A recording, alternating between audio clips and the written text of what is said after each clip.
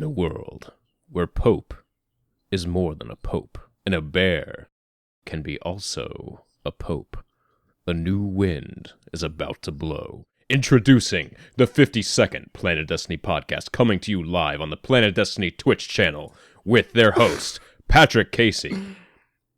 And there's also a Pope, Bear, Briar, Rabbit, and Quish Stefty. Hello, everyone! Hello!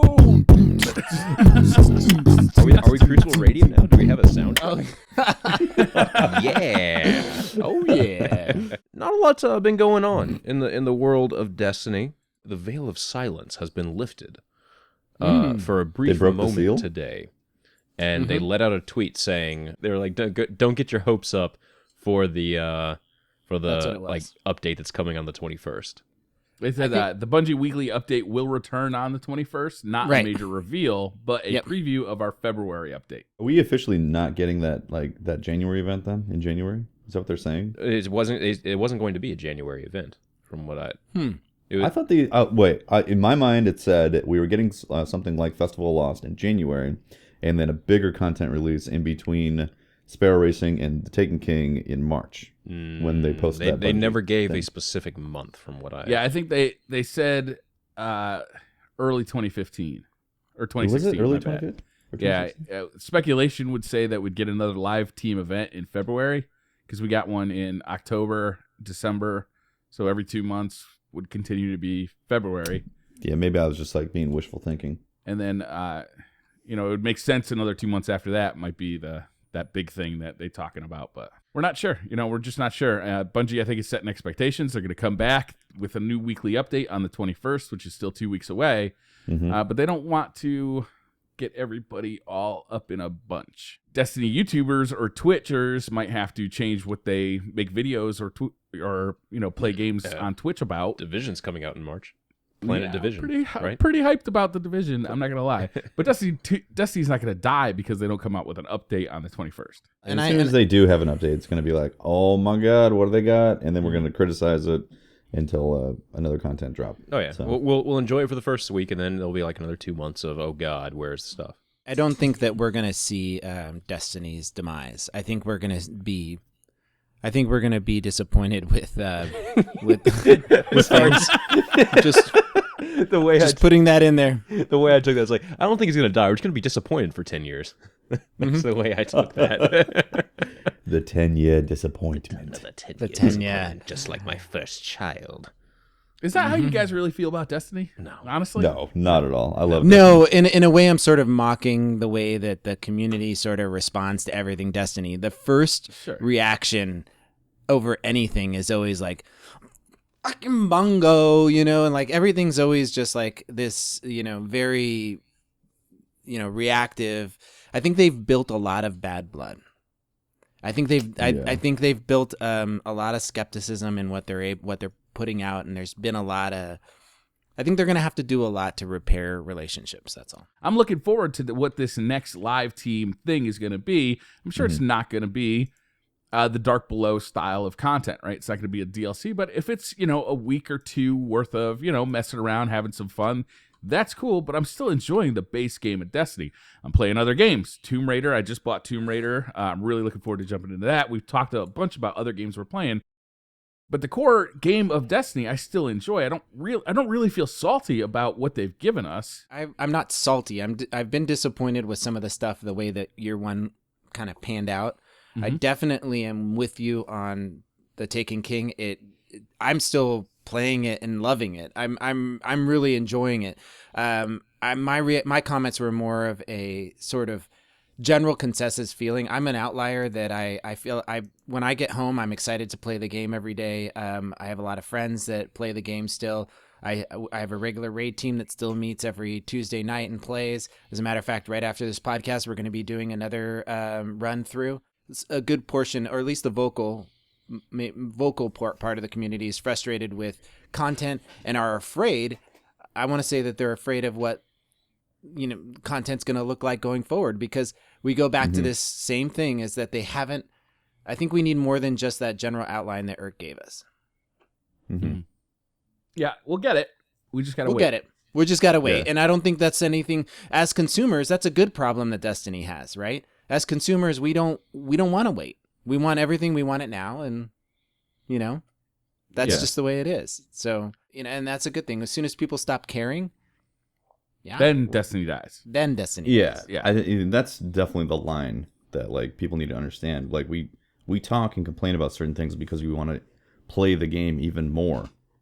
And the reason why we talk, it's because, like I said, like there's an experience in there that we value, and we want to have more of that experience, and we want to have a better experience each time, and that's why we continue to talk about it. If it was actually going to die, then nobody would have any interest whatsoever to even care about whether or not the connections suck.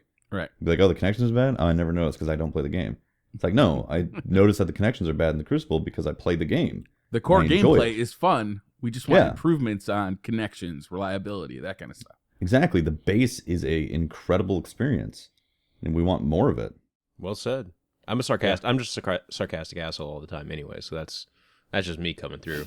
when I get killed from across the map by a Stormcaller popping their super, and it somehow registers that they're literally across the map, and I'm like, oh, this is fine. No, this is great. GG. GG. The scariest to me when we're not hearing about what's next is that I'm scared of what happened to me around the time of House of Wolves is going to happen again, where a lot of my friends that I played with every day just kind of moved on. They moved away from Destiny, and some of them just never came back, right? Leading into the House of Wolves, we had a long wait between the Dark Below and House of Wolves. There was very little information in that wait. Then the House of Wolves did come out. We found out there wasn't going to be a raid, and a lot of people just said, you know what? I'm not coming back. I'm not doing it. Because the raid was the thing to do. That was the most fun thing to do.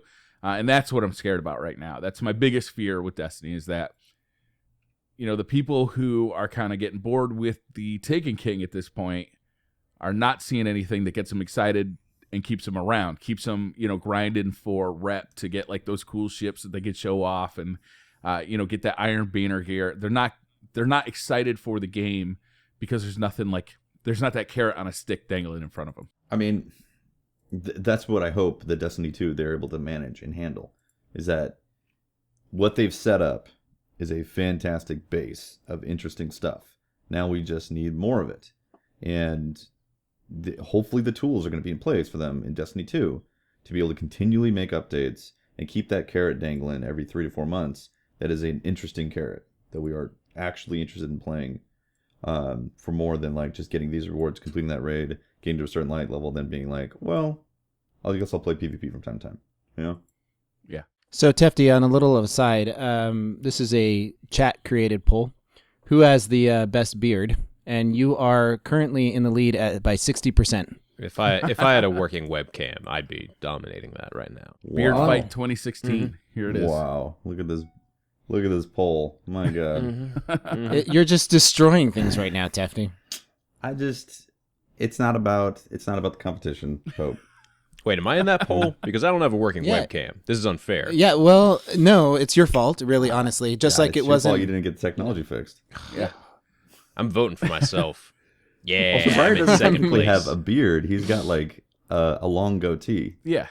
So it's a little unfair that he's in that also. All right. Well, this is, Really, there is actually only one beard shown on this podcast. So in actuality, I'm the only choice for that. Right. Well, it's still. Pope's got like a good, strong 5 o'clock shadow. Wouldn't call it a beard. No. No.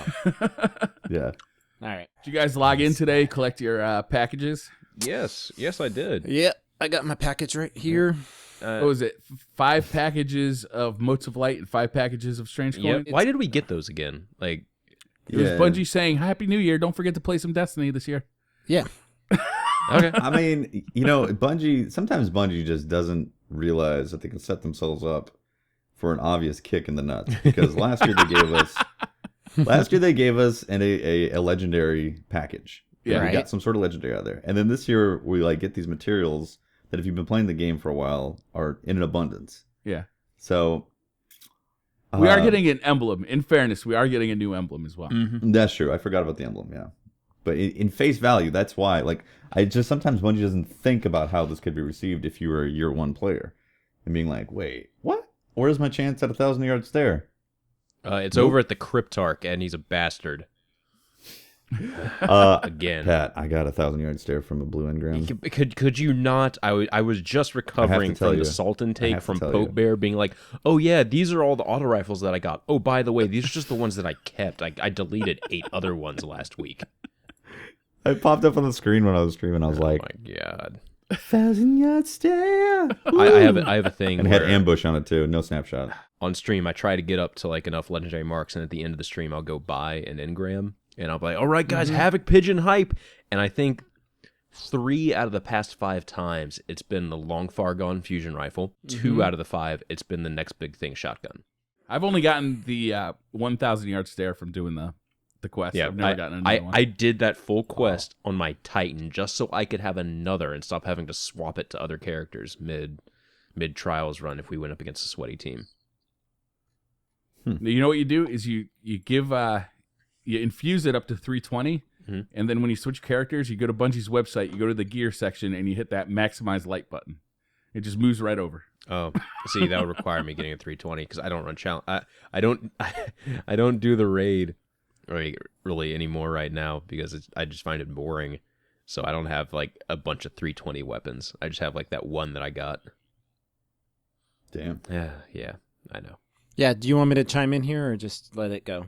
No, you can just let it go. You can shut up and go in the corner. Because I can bring up on screen my 1,000-yard stairs. I feel like Nobody we gave wants you your to see answer, it on Pope. screen, dude. No, you've already gone across the line. I've got 4 of those 1,000-yard stairs in the last like 3 weeks.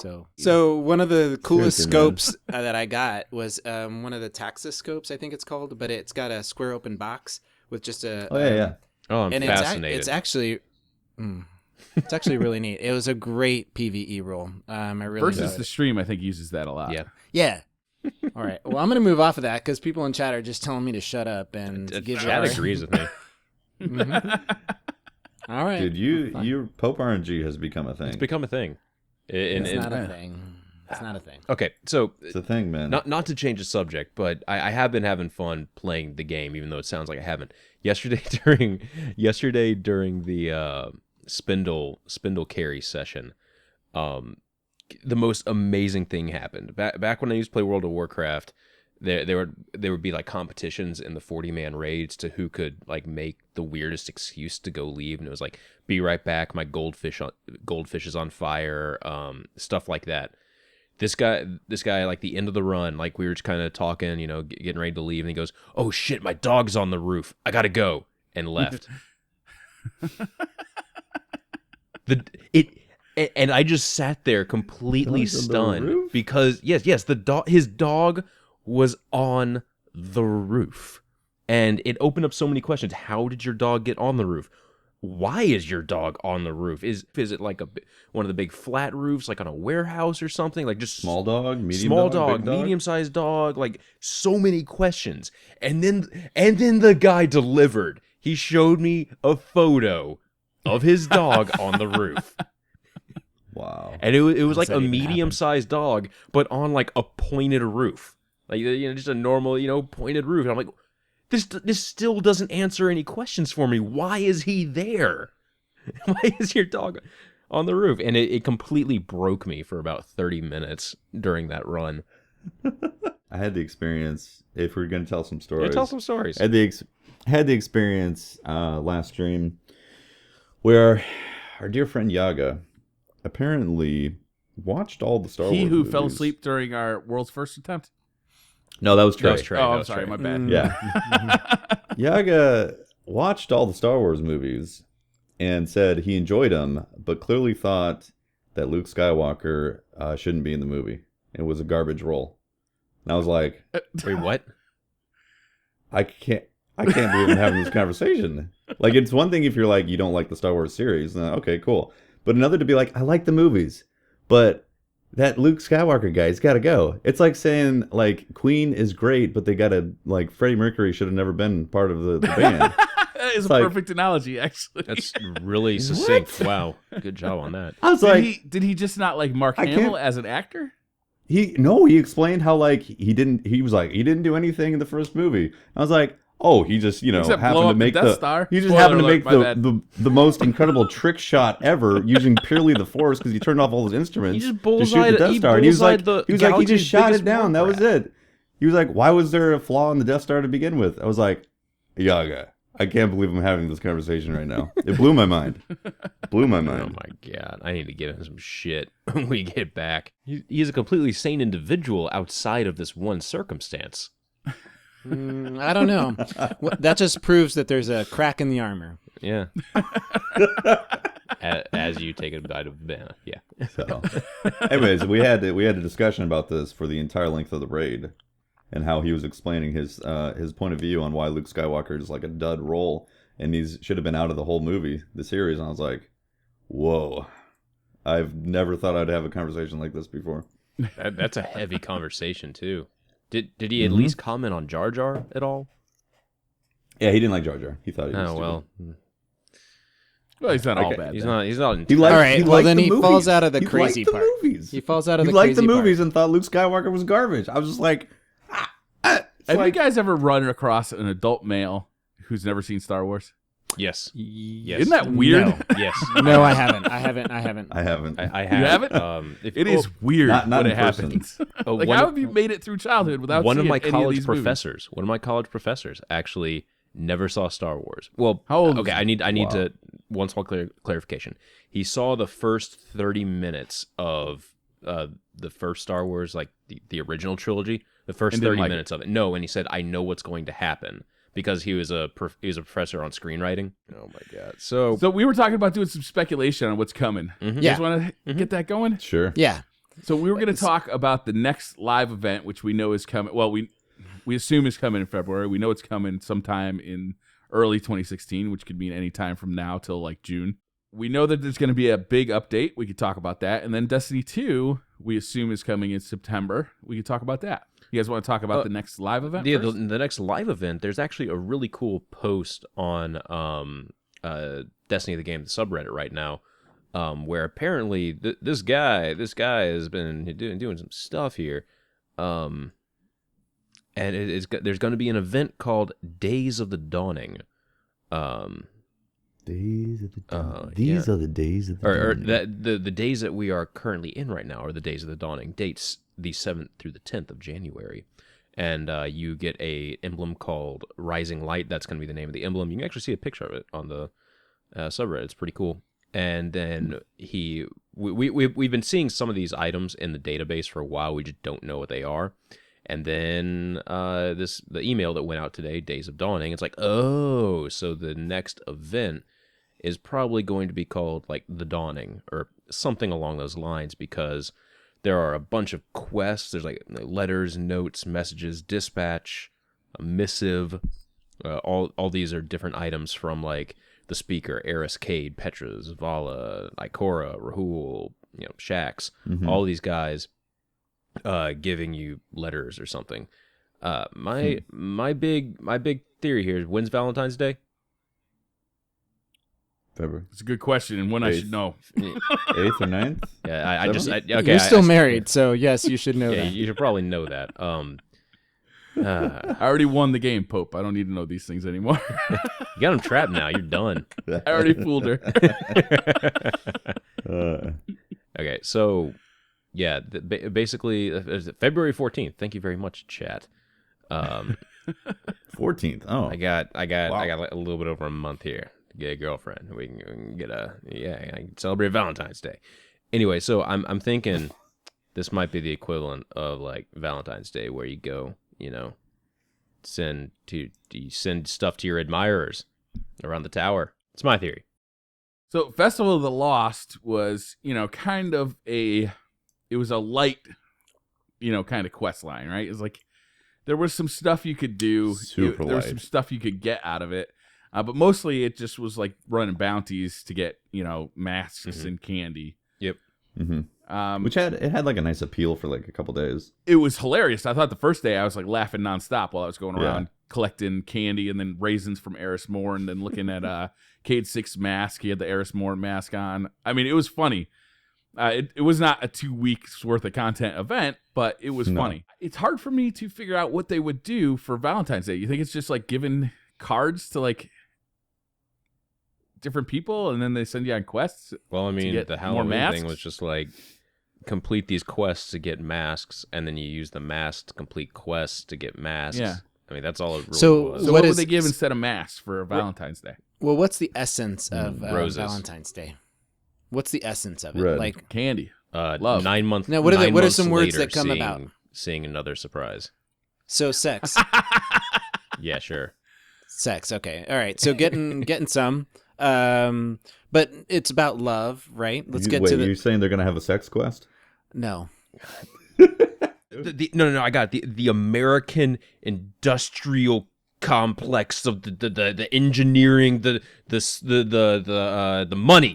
money, because like, oh, dude, it's like, let me display your love for you, and then just here's this giant teddy bear that I bought at a gas station. Patrick, Yeah, you got advice. go find your aluminum foil hat. Please put it on. I actually made a new one today. Thank you. I would love. Please, Nice. please put it back on. If your camera worked, we'd be able to see it. Should be awesome. Yeah, it would be. I'll take a picture of it and post it to Twitter. The past events have been reflections of the events that are happening, but in Bungie's own way, right? So instead of Halloween, it was, Festival of the Lost, right? So I'm just thinking that it's going to be about giving a small gift to another person, connecting with somebody else in the community. And I'm not sure how they do that, but my other theory was that it's called the Dawning, and the emblem is like this giant red circle, this giant red sphere with kind of like a small city at the bottom of it. And I was thinking maybe we're going to get the beginnings of like a new story or some new developments in the Traveler in the story. That was my. I like that idea. I really like that idea. I don't like the Valentine's Day idea. Me neither. Oh God, And honestly, they don't. I don't They either. don't necessarily. They're not necessarily going to do that because winter was Sparrow Racing League and had nothing to do with holidays whatsoever. So they could completely ignore holidays, even though pumpkins, But sorry, I'm fiddling with my tinfoil hat to make a Fiddle. picture. fiddle it. There we go. All right, I'll post it. It would be really cool if they actually arc this. So the stuff that we start getting towards the end of year 2 ties together with some sort of lore and story that sparks year 3 and Destiny 2.0 getting released. That would be awesome. That does sound super fun. It's like all the DLC we get during year 2 just kind of builds toward year 3, and we just get this like massive explosion of awesome in year 3. That'd be cool. Oh, of year 3 explosion? Oh yeah, all up in Hype. Briar's calling it massive explosions. Year 3 explosion. That would be a lot of fun. It's hard to get. He's got a lot of information that he's gleaned from the, kind of from the database, but it's not super helpful in figuring out what it's going to be. Do you expect it to be? Let's imagine it is going to be the Dawning. Do you think it's going to be about the size of Festival of Lost? Do you think it's going to be a little bigger? Do you think there's going to be more to it, or should we keep our expectations right at Festival of Lost? Well, I think Bungie stated that it was going to be that the first one was going to be the size of Festival of Lost. Okay, that was my expectations have been set, and if they exceed that, then I'll be like, hey, that's great. But if it meets it, then I'm like, okay, that's what we got. And I mean, what I would really like to see is, how we got to keep the helmets from the racing, some aspect of racing, and it was we were able to bring light to it and use it. What if we saw something that we could keep in our characters, a legendary version that we could keep, like for example, I don't know, weapon skins, right? I got it. They're gonna bring back Thorn for year 2 because it's a Thorn. And it's Teffy, I'm hanging up on you right now. Done. Valentine's. Done. Your connection, your connection's really bad right now, Tefty. Shave your beard. I think that was the problem. It's interfering with the signal. That's why your screen's been lagging. I mean, they're gonna make a year 2. It's gonna be red. Valentine's red Thorn.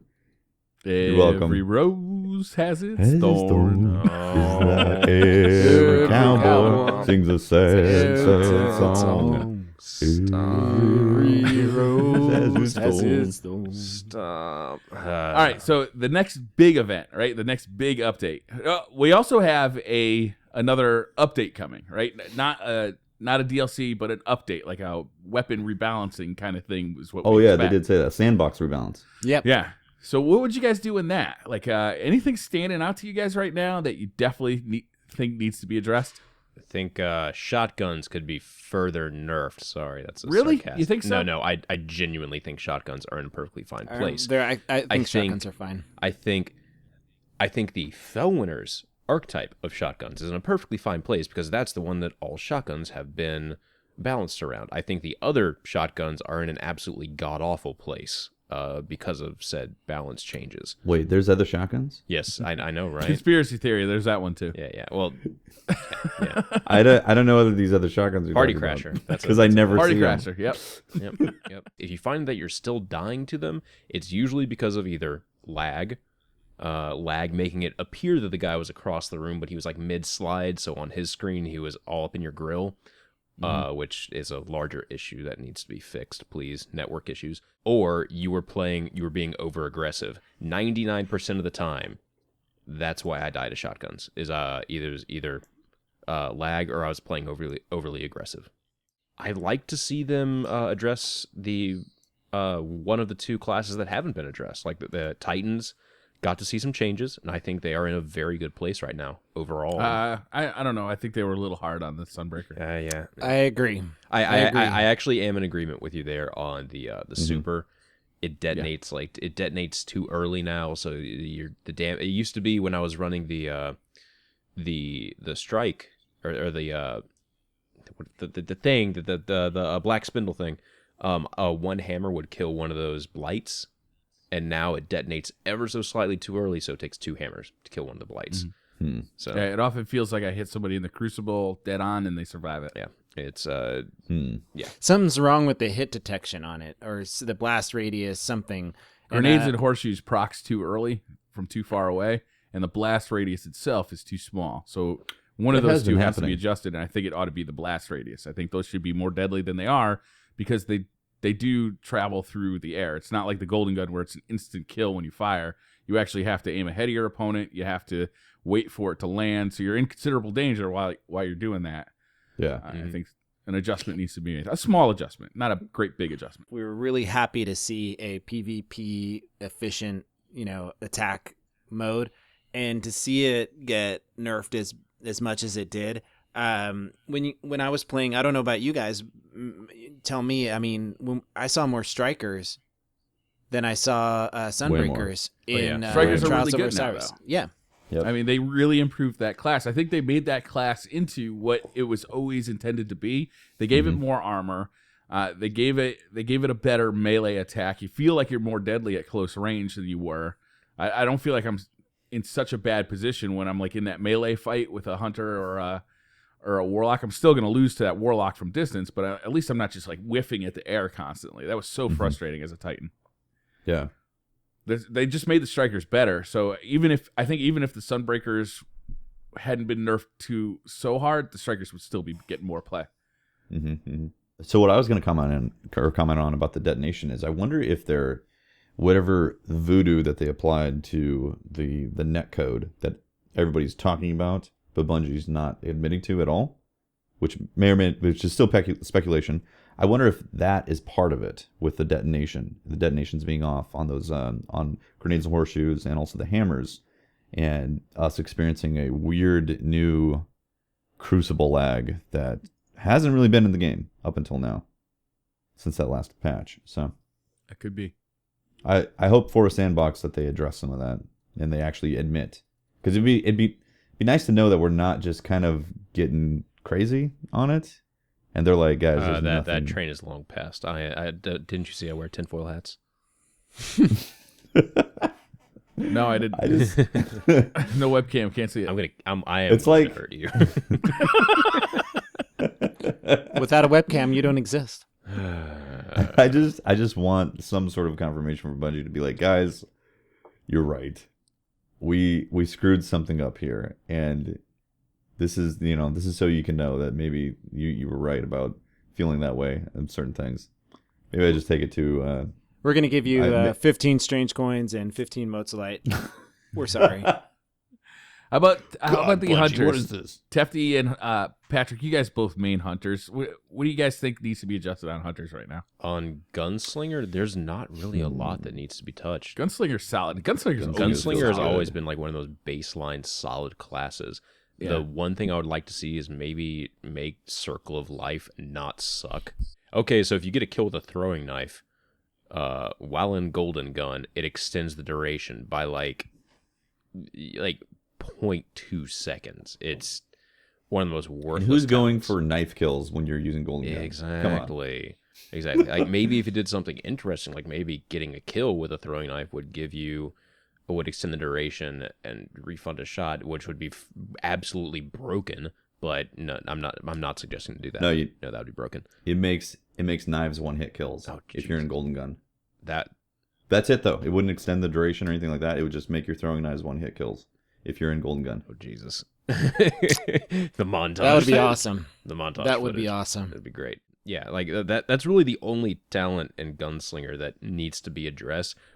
Other than that, it's in a really good It's really place. balanced. I would like to see Golden Gun damage brought up a little bit in PvE. Having to use like 2/3 of the super to kill one major is kind of rough. But I mean, still overall, it's really good. Blade Dancer, on the other hand, that super, like Blade Dancer right now is in this really weird state in PvP where Yeah. it can be good. It has really good tools. You know the quick. If your internet connection is really shitty, that super is really awesome. Yeah, awesomely bad. Like it's inconsistent. Like you'll actually melee someone and you'll turn around and like, wait, they didn't die, and you go back and hit them 2 more times and then they finally die. Or Okay. Yeah. See, that's what I'm talking about. That happened this last update. That was not happening before, and now that's happening like across the board. I see footage of it. Like I was watching Triple Stream, and he's just going ham on somebody. Just none of the hits were killing him. And then it happened again to where he was getting hit by a Blade Dancer, and he was like, I'm not dying, what? And then finally he died from it. So, I'm just saying. Yeah. Oh, Night Stalker, the super itself kind of needs something. Its needs neutral to game proc. is fantastic. It needs to proc sooner. Yeah, it needs to proc I sooner. want to see the shot, the whole it moving through the air, that can be kept the same speed, but once it actually hits something, Right. that needs to be like immediate. It needs to happen immediately. Too many times am I getting killed from that super because it takes too long for it to happen. Yeah. Yeah. It's annoying. It's very annoying. But Night Stalker neutral game is fantastic. Very strong. We didn't talk about warlocks. What would you guys do to warlocks in the next rebalancing? See, I mean, that Stormcaller needs to get looked at. okay, I have difficulty commenting on this because I don't play a warlock as much as I would like to. I think last time when we were talking about warlock balances, we all kind of agreed that the Viking Funeral Touch of Flame thing was kind of broken on grenades and those post grenades. But then someone in the chat did bring up the point that, well, the super is really based around, using lots of those grenades. If you nerf the grenades or whatever like that, then then the super becomes less potent when it already is kind of weak overall.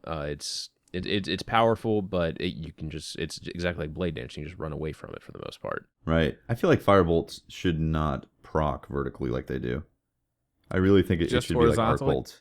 Well, like at least reduce it. So if you double jump up, you should not be able to get hit by that Arc Bolt. Or I mean that Firebolt.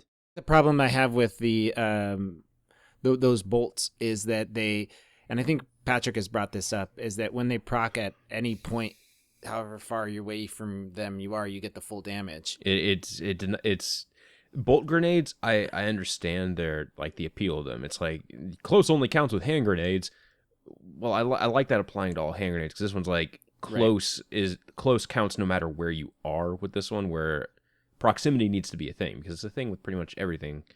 But that's the appeal of bolt grenades. Well, then why are bolt grenades just clearly the best grenades out of everything except for 106? Well, and then specifically Firebolt. Yeah. Firebolt even more so because the dot, and it goes back to my original point of dot not needing to be in PvP, but it not only does it proc the amount of damage no matter how far away you are, but it also burns you afterwards, and that's too much of a lethal combo. It's a one-hit grenade, where as in if that grenade hits you, you are one hit away from dying from pretty much anything in the game. But you have to look at the balances outside of just PvP. In PvE, that super is you're pretty much only using that super for the self-res ability, as kind of an oh shit button. The grenades, I mean, it's a bunch of grenades in PvE. It doesn't really do a hell of a lot. And melee is pretty strong too. The melee is very strong. I think the melee's in a fine place. Agreed. In my opinion. Yeah. Except for the whole part about the melee, giving you a shield no matter if you kill someone or not with it. I think that needs to be changed, and maybe that talent also shouldn't give you a static armor buff as well, because no one specs for anything out of that. I feel like I'm repeating myself because we've talked about this so much on all these podcasts. I don't know. I mean, it's a tough one because people are absolutely correct. It gives you extra armor, melee, and grenades quicker. That's all that super does. Or especially if you spec for radiant skin, spec for it. So it's a tough thing to balance on that, but I do think that it just needs to be adjusted slightly.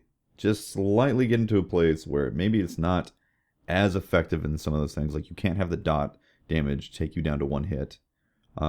Just some of those need to get rebalanced like that, and then I think it'd be in a good spot. But for me, honestly, those nades vertically hitting, I'm just like, come on, what counter are you going to do aside from making sure you're not there when the nade hits? Shade step counters it, which is one of the. That's true. Like that's one of the things that it shouldn't happen. It's like, oh, you shade stepped. Yeah, that's broken. But even though you were directly inside it and it didn't trigger what? Okay, yeah. Yeah, you shouldn't be able to shade step out of tracking. Mm-hmm. Yeah, it should keep tracking you. Yep. Agreed. Did you guys know that the Void Wall grenade kills Golgoroth's little tracking orbs? Really? Yeah, if you lay a wall of that down in front of you, and you got a clear line of sight from Golgoroth to yourself, the balls will come right through that Void Wall grenade and just be destroyed.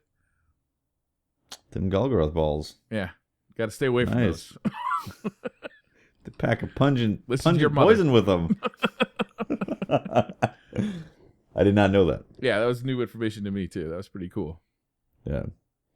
We should talk about Voidwalkers and Stormcallers. Voidwalker is like the Golden Gun class. It's in a very good place overall. Yeah.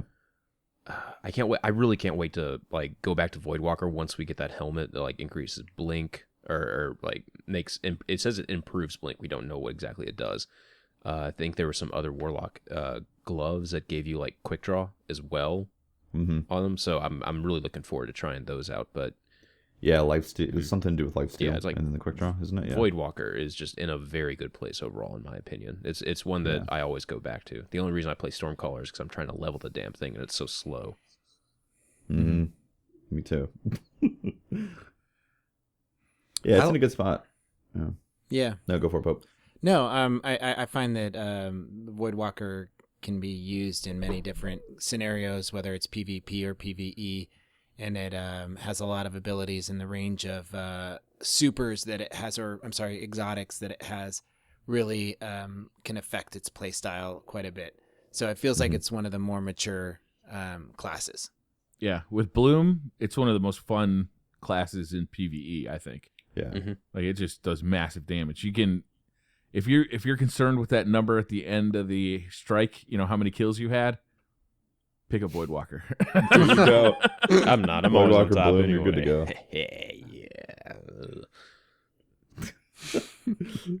Okay. That's what she said. I don't know. Yeah. Stormcaller? What do you guys Yeah, think? Stormcallers. Stormcaller is in the same place as Blade Dancer. I feel like their neutral game sucks. Their neutral game is bad. Except Blade Dancer actually is a really good neutral game. But anyway, Yeah, Blade Dancer neutral game is phenomenal. yeah, the neutral game. I meant it in like So, someone in chat asked us to define neutral game. What does that mean? neutral Explain. Not game. your super. Neutral game is how you are playing when you don't have your super up. So, Okay. when you're just moving around the map, going from point to point, doing whatever before that super is up, before you're playing like you have your super up. So that's why things like Night Stalker, which has Shade Step, classes with Blink, classes that have really quick grenade recharging abilities, like like all that stuff, that equates to a really good neutral game. And the reason we say that sorry, I'm blanking on the name of the class right now. Stormcaller. There we go. Stormcaller has really bad neutral game is because it doesn't do anything really. Like the grenades are all pretty uninteresting. It has the same jumps, or it has like the same jumps as Sunsinger. The only thing it really has going for it is an increased melee distance. That's it. Yeah. That's it.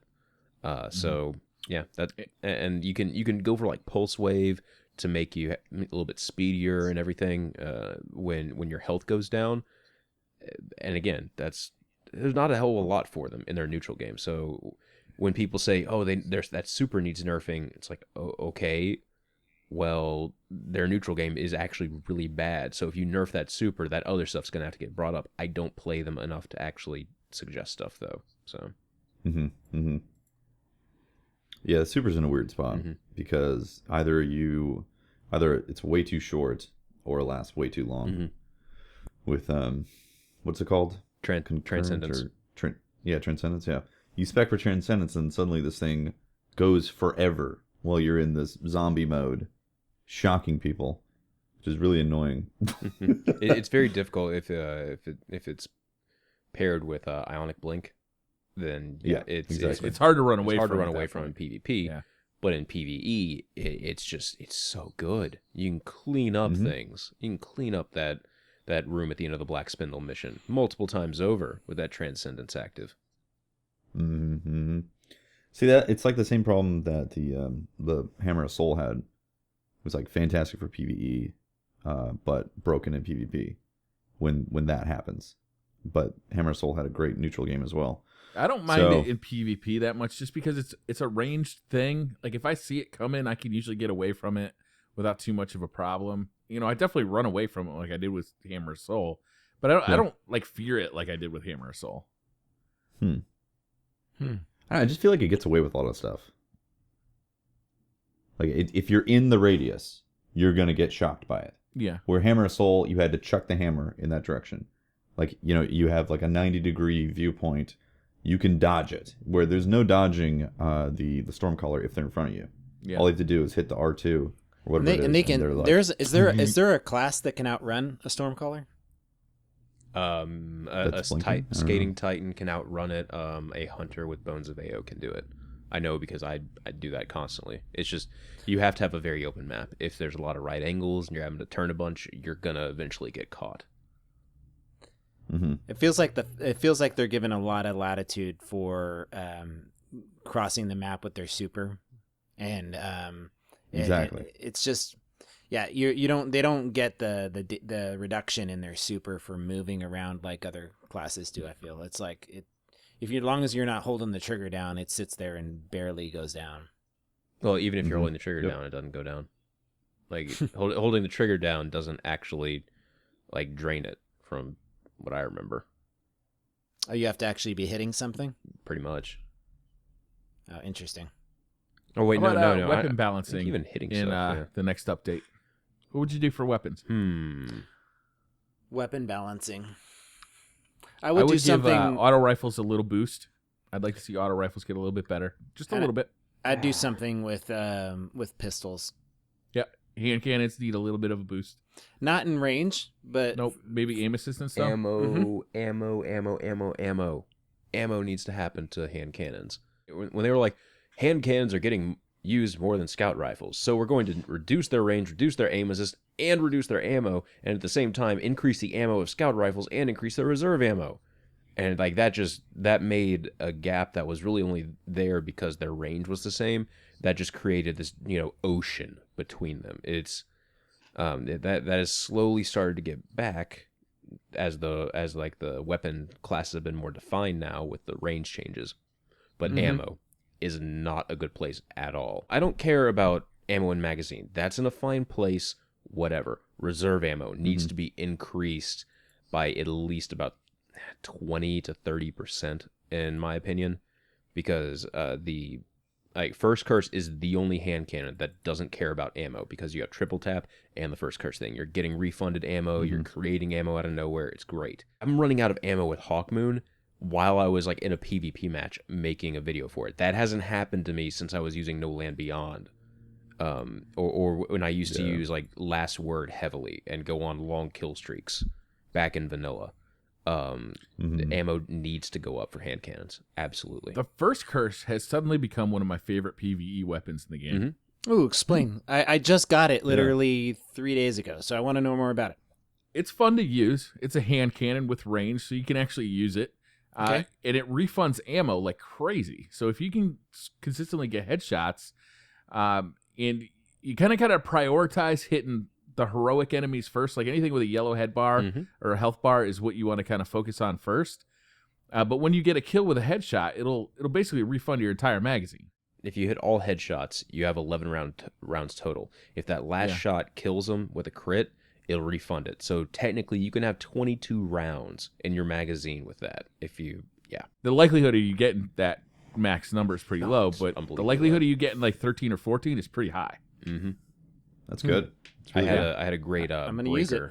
I had a great breaker spree in the Crucible recently with it, where I had flanked a team, came down, popped a guy. The second guy I killed, refilled my magazine, procced first curse, killed 2 more. It was just it's fantastic weapon when used properly. It's got an audible sound when it refills the magazine too, which is nice, so you know what happens without having to look down. Like if you're in the middle of a firefight, you just keep working. You don't have to look down at your ammo count. It's in a very good place. I'm actually interested. I think I might try it for trials tomorrow for a little bit. I don't love it for PvP just because it's so slow to fire.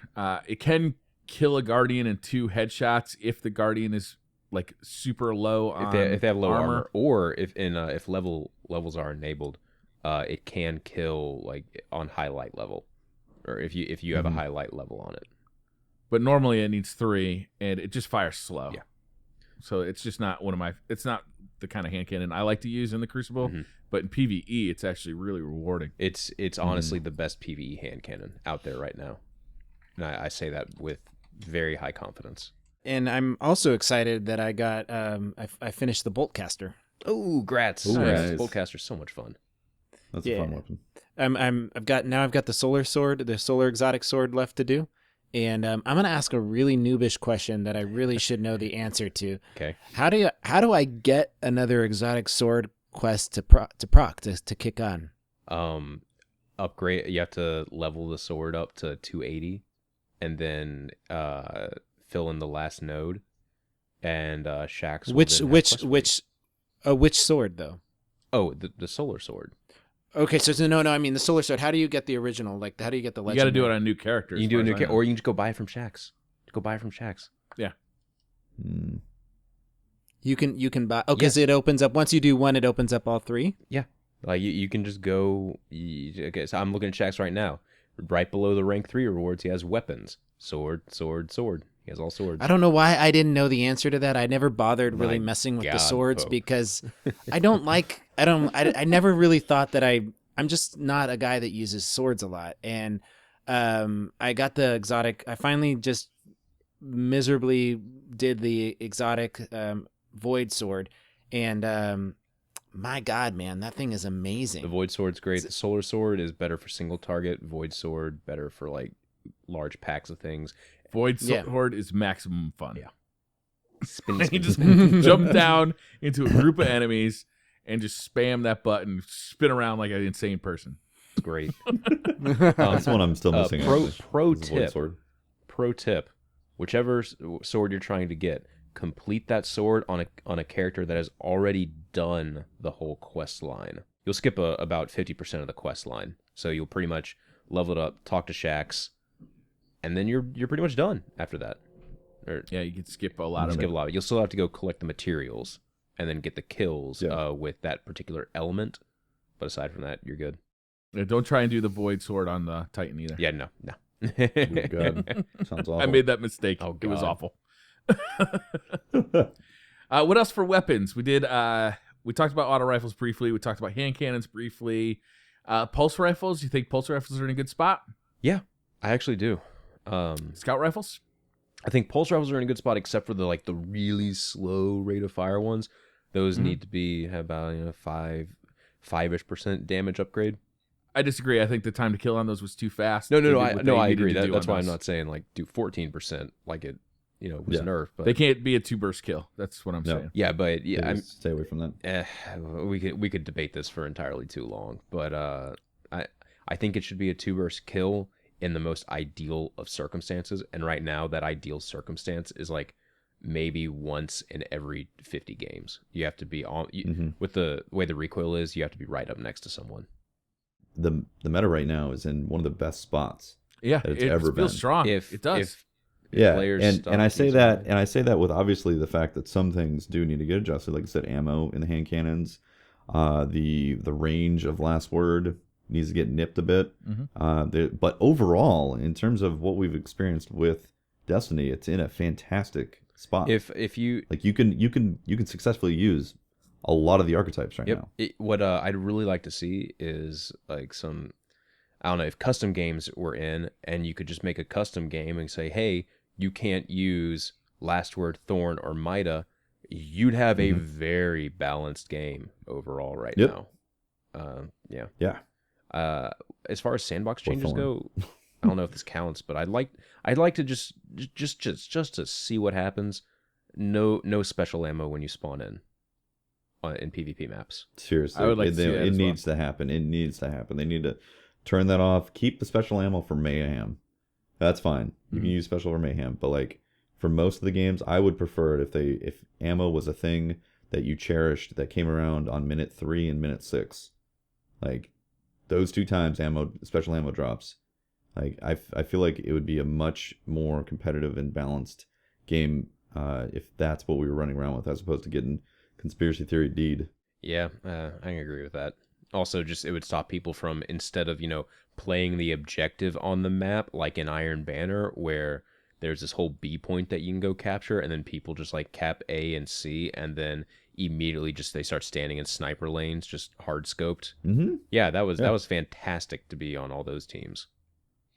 They just post up. Post up. It becomes so predictable, and that's the problem right now. Like with the current way that the Crucible plays out, is you can just guarantee what you're going to see right now and how it's going to play out. Actually, whereas if they started taking away those things, or it made it more of a, okay, you have to rush for your special ammo, it would make a lot more interesting environments happen. Like a big dodgeball game, you just put the special in the middle at the beginning of the match, and everybody's got to fucking bum rush it.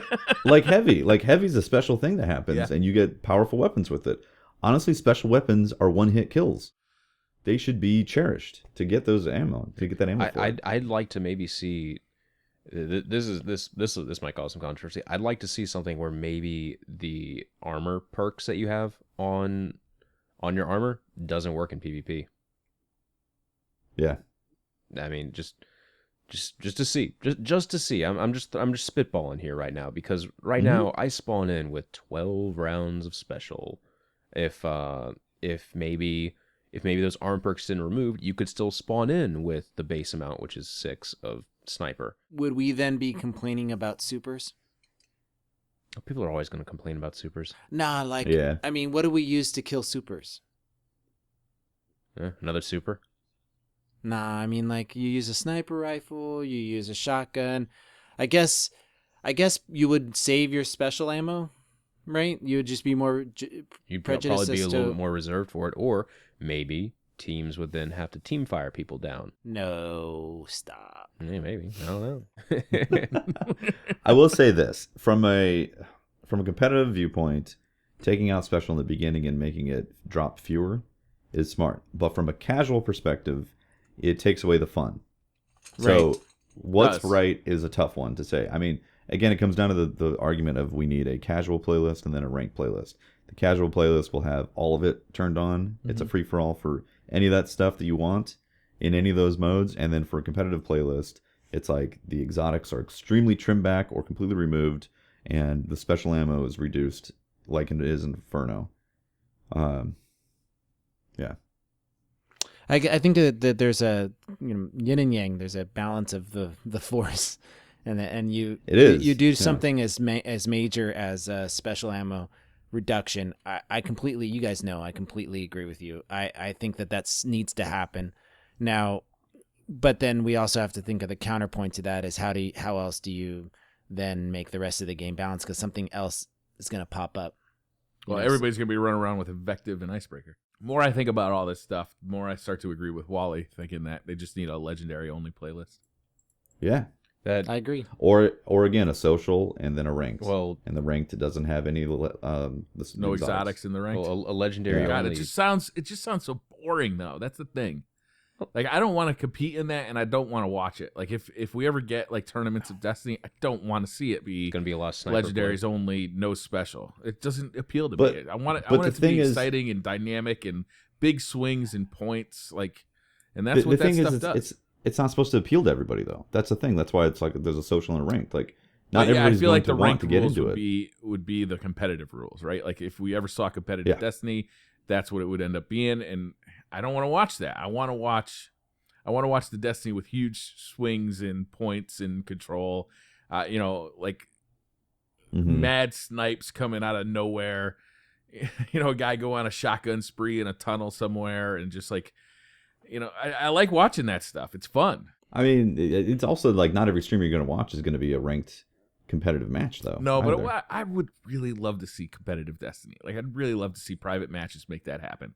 Yeah. I think it would be strong. I'm not ever going to compete in it. I might never turn on a private match, right? I might never actually use that feature in Destiny myself, but I would love to watch it. I'd love to watch the best of the best compete against each other and see, their tactics and how they deal with it. I used to love watching competitive Call of Duty for the same reason. Yeah. I hear you. Yeah, and it's gonna be interesting. That's what I like about watching some League of Legends gameplay. I don't play it myself, but I can sit there and watch it. It's because I feel like there's these wild swings and the use of their supers. But for me, Tefty, it's your ulti. Come on, your ult. Got to use your ult.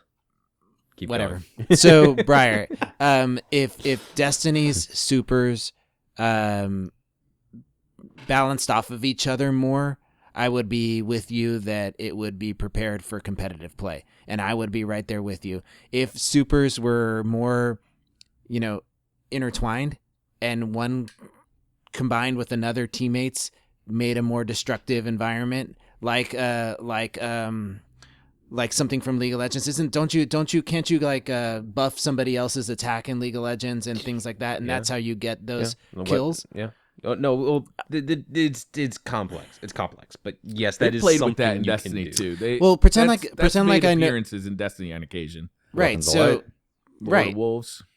okay. So I would agree that would be competitive and fun to watch if you had to combine supers to make something really special happen. Yeah, I would not want to watch competitive Destiny if it didn't have supers in it. I agree. Destiny supers are important, but I think that they should be more team based than they are. So are we good for the next update? Like, I think we're good, right? Like, for as far as like what a sandbox update. Have we said all we need to say about that? Forge mode. That's not a sandbox update, but yeah. I mean, that's a hell of a sandbox. There you go. Yeah. We were talking about Forge mode on stream today, and like, how cool would it be if a player could go in and take the Cosmodrome, right, and just design a mission in the Cosmodrome, and then upload that, and anybody could play it, right? Oh, anybody my could God. play it. endless, How cool would that be? endless content. Yeah, it would be. It would be so fun. No, that would be fun. Man. And then you have like weekly ratings of the top new missions that people made. Right. And like, it'd be Maybe so Bungie awesome. selects 3 a week that they really like and add rewards to the end of them. Just like they have like a playlist, just like they did with they add Reach maps or Forge maps into Reach. Yeah. That got popular and made them into regular rotation. Whole game modes came out of that. Grifball. Didn't that come out of? Oh, yeah.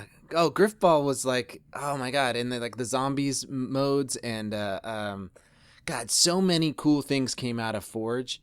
And the community, just give us the tools and let us go. And man, we'll create Custom all this strikes, stuff. yeah. I don't need Custom any strikes, rewards for right? this stuff, Yeah. too. I would just play it for fun.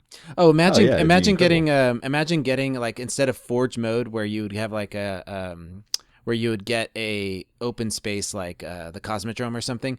You were given something like Tefty said, the play space of Sepkus Prime or the strike, a strike, right? Mhm. That is your canvas, and you're given tools of spawn locations and different elements, and you could create your own storyline for that strike where ads and different things happened during that, and you could actually have people play it start to finish, and it would look different, right? Stuff like that just blows my mind. That's where I think the community, if given tools to adjust that play space, you would just get the best stuff out of Destiny. It would be endless. There would be so much content to go through. Okay, so we talked about the next sandbox update. How about the next big update? This thing that's supposed to be the size between the size of Sparrow Racing League and the Taken King, somewhere in that range. It's a big range. That is a huge range. Yeah. So big. You guys want to make any predictions, any speculation, any fun stuff that you'd like to see put in there? Content. Thanks, Patrick. I predict that the woman you're going to marry is going to weigh somewhere between 90 pounds and 300. You know, it's like big. Wow. All right. No, I'm just saying, like, okay, so what is it going to look like? What do I want to see? I want to see story content right there. I want to see story. I want us to go after some aspect of Destiny, go in there, grab hold of the freaking Grimoire cards and yank that shit out into the story. Yeah. I want to see real story come from that Grimoire. Give us a whole DLC only on the Book of Sorrows. I mean, like start the next DLC map or next DLC setting should just be missions and reincarnations of explaining the Book of Sorrows. I don't know, something. Yes. I wish the Grimoire didn't exist. I'd like to see him take that out. I love Wally's videos. I love all these guys who make the lore videos. I think they're great videos. I love like deep diving into that lore. But I want that stuff to be in the game. And this is not a new complaint. This is not an original complaint. But man, they gotta put that in there. Yeah. I think if I was gonna dream, like what March would be dream. 6 months? Is that 6 months, right? Yeah. From Taken King? Is this going to be releasing around the time that Division is being released? I hope not, man, because I am going to spend some time with the Division. Maybe not. Well, it's definitely going to be sometime in like March or April. I mean, May is really pushing it. Like 9 months from the Taken King is like, whoa, Bungie. What are you thinking waiting that long? So they got to give us something. It's 6 months. And if I was going to dream, and it was going to be something of like a Dark Below meets House of Wolves type of thing, it would be really awesome to have a raid, and it doesn't have to be as big as King's Fall. If the option is no raid or something that's not as big as King's Fall, somewhere in between Crota's End and the Vault of Glass, then I think I would take it. I'd be like, you know what? Okay, Bungie, I get it. You got bills to pay, and you got time to spend on Destiny 2. I get it. I would take a raid that expands something, like maybe we haven't finished all the business on the Dreadnought.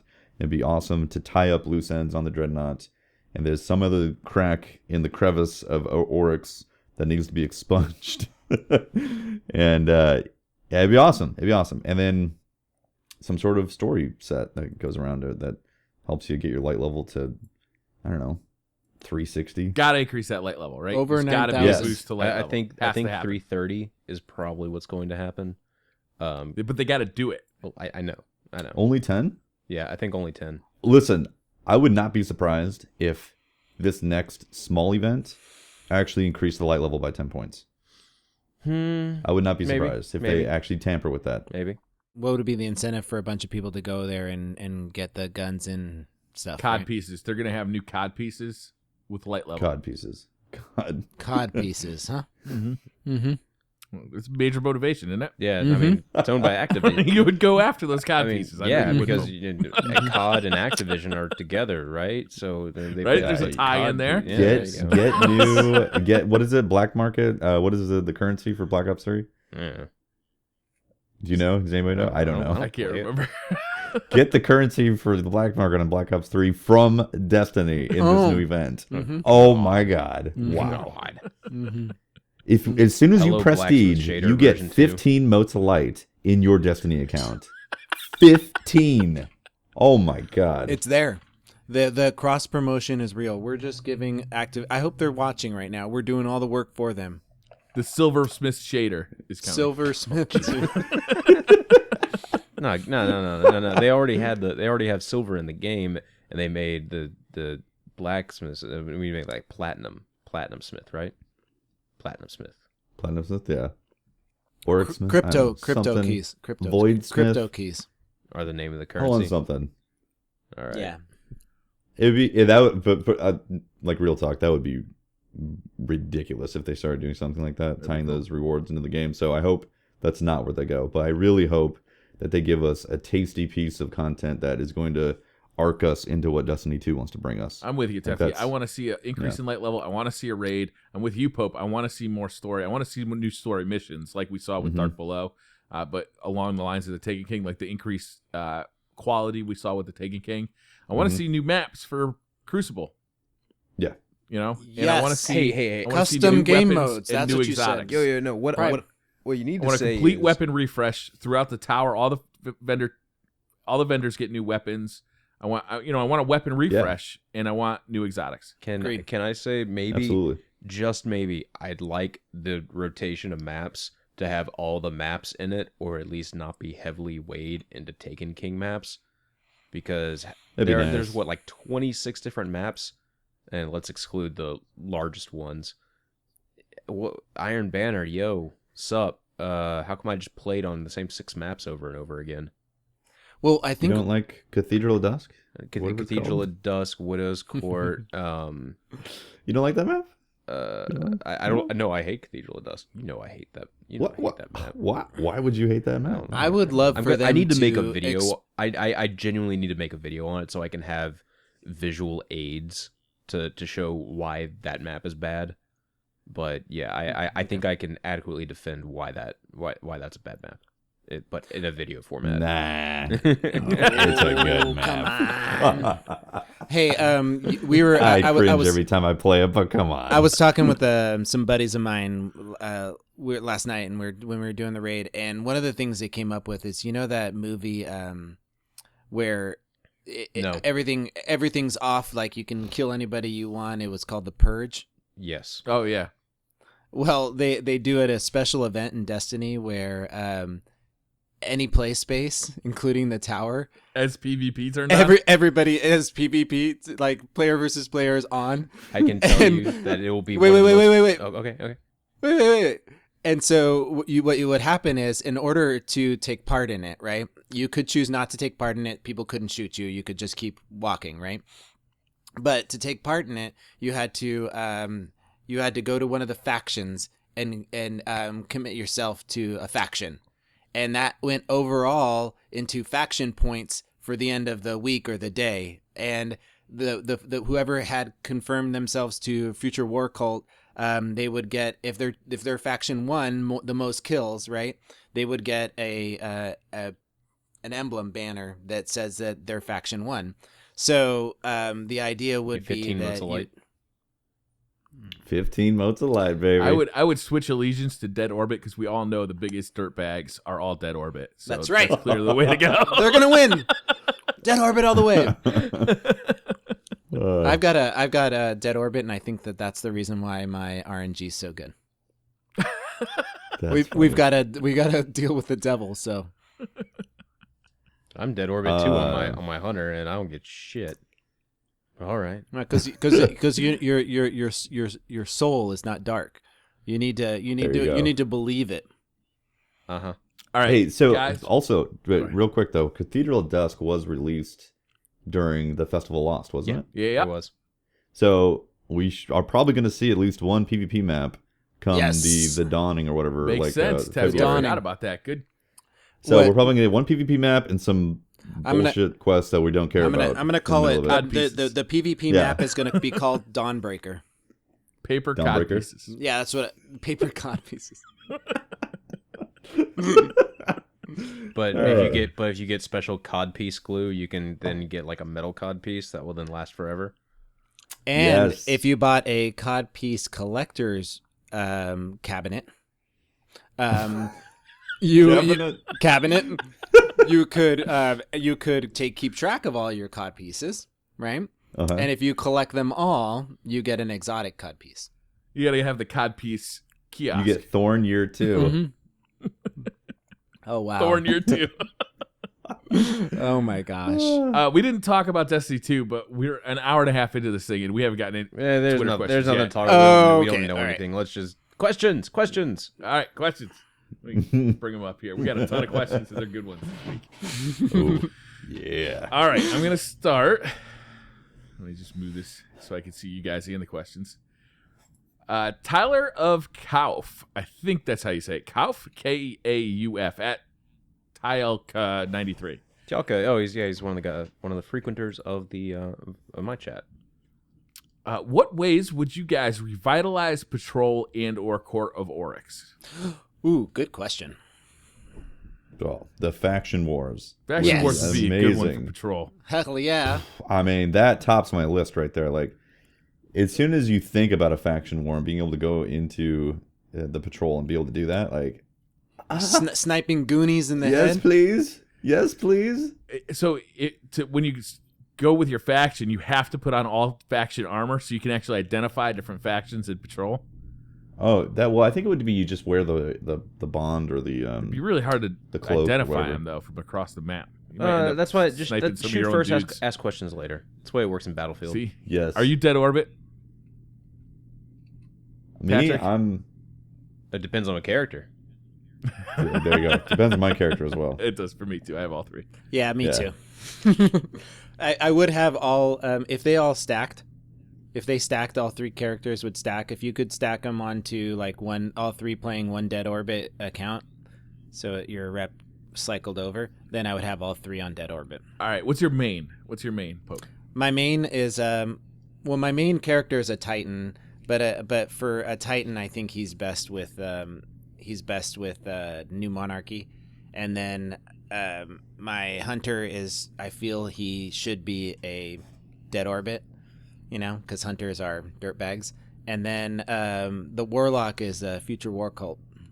So, but I think I use the guns from dead orbit, and I like the guns better than any of the other ones. That's my split, too. I have the exact same setup. Titan, Yeah. New Monarchy, Warlock, Future War Cult, and Future Dead War Orbit is Cult. my Hunter. But yeah, going back to the original question of what we could do to like revitalize patrols and stuff. Mhm. I liked what they did where like they had those random patrols come in. Right, like it's kind of like a guessing game where you have to guess what you're actually supposed to do, and then it slowly becomes relevant over time. And at the end of it, Yeah, that was cool. those are really cool. I liked the new patrol. I'd just like to see some like new patrols. Maybe I like the ones where it was like you could go kill the Taken, from it. Yeah, just newer patrols in general would be more interesting. We saw maybe doing like a semi-sparrow racing type thing in patrol. I don't know. I think we threw around that idea last time we were discussing what ways we thought sparrow racing would be put in. I was thinking world monsters, like monsters that are specific to the world. You could have those as public events. Maybe like a Mars worm. I think I saw in chat today. We were talking about this exact thing. Maybe like a Shai-Hulud. moon Ahamkara or an Earth. I don't know what would be on Earth. Maybe a woolly mammoth that comes back from dead. I don't fucking know. Yeah, why not? That'd be Spirit, awesome. Space magic. Right? Yeah, space So magic. space But, magic like, was leaking Yeah. out of the Traveler, and the woolly mammoths, they're back. We've talked on this podcast before about having non-player characters out in patrol. I think that would add a Yes. lot to Yeah. replayability. If those guys Agreed. had missions to give out, if they had like interactions you could do, if you could earn rep or buy specific weapons from those characters out there. You know, if you just had stuff to do while you were out on patrol other than just shoot shit in the head, that would add a lot to patrol. One of the things that, imagine if Zur was somewhere in the world of Destiny. Oh, that would be awesome! Instead of just being at the tower or the... That would be cool. Winaki22 from chat suggested that. He's, what if have Zur spawn in patrol? I think that would be hilarious. That would be cool. That would make finding Zur very interesting. Yeah, everybody would have to scour. Would be very frustrated on Friday morning. And what if he was like in one of the strikes, you know, in part of an element of the game? Oh my god, the transition level. Where you had to go to do a transition level to... That would be hilarious. Everybody would have to go out and hunt it. One of the things that they used to do in World of Warcraft was, like, these random events would happen out in the world. Like, you could, if you happen to be at this specific location on 2 a.m. on a Sunday, then you'd witness the fishing tournament or something like that out in the world. Not saying there should be a fishing tournament in Destiny. That'd be stupid. No, but like something that would only happen. Yeah, something that would only happen certain times of days. Of course, you know, then the player base would be like, "Oh, I can't do that." Yeah, World of Warcraft had people bitching about that for 10 years, whatever. Yeah, like stuff like that. Maybe you happen upon some NPC type guardian getting overwhelmed by a bunch of Fallen or Hive, and then you kill those, and at the end of it, you get a quest line that can then get a thing or a something. Or 15 motes of light. 15 motes of light. There you go. maybe that's the guardian that you get to talk. You save her from all the dregs, and then you low key that's your Valentine, and that's how that quest starts. Yeah, I would love to see just more stuff out in patrol. Yeah, I like patrol. That'd be nice. You know, I think it's a cool thing. But unfortunately, it's just underutilized. It always seems like you're doing it a ton when a new DLC comes out, and then you stop doing it entirely once you've gotten all your stuff. What's our, the Fallen that come around in patrol where they're on the pikes? Mm-hmm. I would love to see the Sparrow Racing League come back with pikes in as an option. That'd be cool. Where you can shoot each other. And and then if you die, you spawn back, and you gotta you get a new pike. But if you in the route as you're racing along, you can pick up like power ups that give you know how the heavy pikes, if you dodge left and dodge right, it drops bombs. Mm-hmm. Mm-hmm. You can pick up like power ups that allow you to give you a bomb that you can drop like Mario Kart. You know, They have some really good options to make what the content that they already have fun and engaging, and I think that's what the live team is all about, and something that I think that now is right at their fingertips. They can do. Everybody got really excited about patrol. Nobody cares about Court of Oryx. Okay, so the biggest problem with Court of Oryx right now is that you just get artifacts. Like, why? Unless they changed it, I haven't done it in a while. I actually did all it I got stream was artifacts. Or did you just get artifacts for your legendaries rewards? I got like some legendary engrams that could turn into stuff, but for the most part, the only legendaries you got were artifacts. Yes. Artifacts. Why did they do that? It's well, such a waste. when you're first leveling up and like you need a legendary artifact or something, Court of Oryx is like that. That's how it worked in the quest line progression. Is you were eventually supposed to go to Court of Oryx and you'd complete the tier 3 rune with a bunch of people, and then there you go. That's how you got your artifact until you got the one from Kingsfall. Now that it's so easy now to do, it's like completely negated. Now it's like no reason to go back there. Well, yeah, that's what happens with just progression games like this anyway. Like stuff like that gets negated. But it's a public space though. Yes. Like we're talking about, like these public spaces getting more interactivity and all that. Even if it actually gave legendary items that were more, like if I could get more 1,000-yard stairs from Court of Oryx, please don't. I would actually use these antiquated runes. All of my tier 3 runes yesterday. Doing the thing is, you can't though. Like if that was the case, if you could actually go there and roll and possibly get a new Hawksaw or a new 1,000-yard stair or something like that, people would use up those antiquated runes all the time. But as is right now, they just like stack up. You might as well delete them because it's not really a purpose going back there. At least for me, there's not. Maybe people love doing Court of Oryx, and I just don't realize it. You know, there is. I enjoy doing Court of Oryx, but it would be fun if I was trying to tell when I originally play tested the Court of Oryx, it was one of the first things that came out of that for me was I recommended that each time you compete against a character in the game, right, a boss in the game, one of the possible rewards that could drop is a token that is that boss, right? And then you could take that. So this is the replayability of Destiny. So say you have a boss that's at like Sepka's Prime, right? That you could normally just stomp right through, right? But if you had, or one of your friends had a ruin or a token from fighting him, you could go drop it into a level 3 version of him and get that upgraded weaponry, right?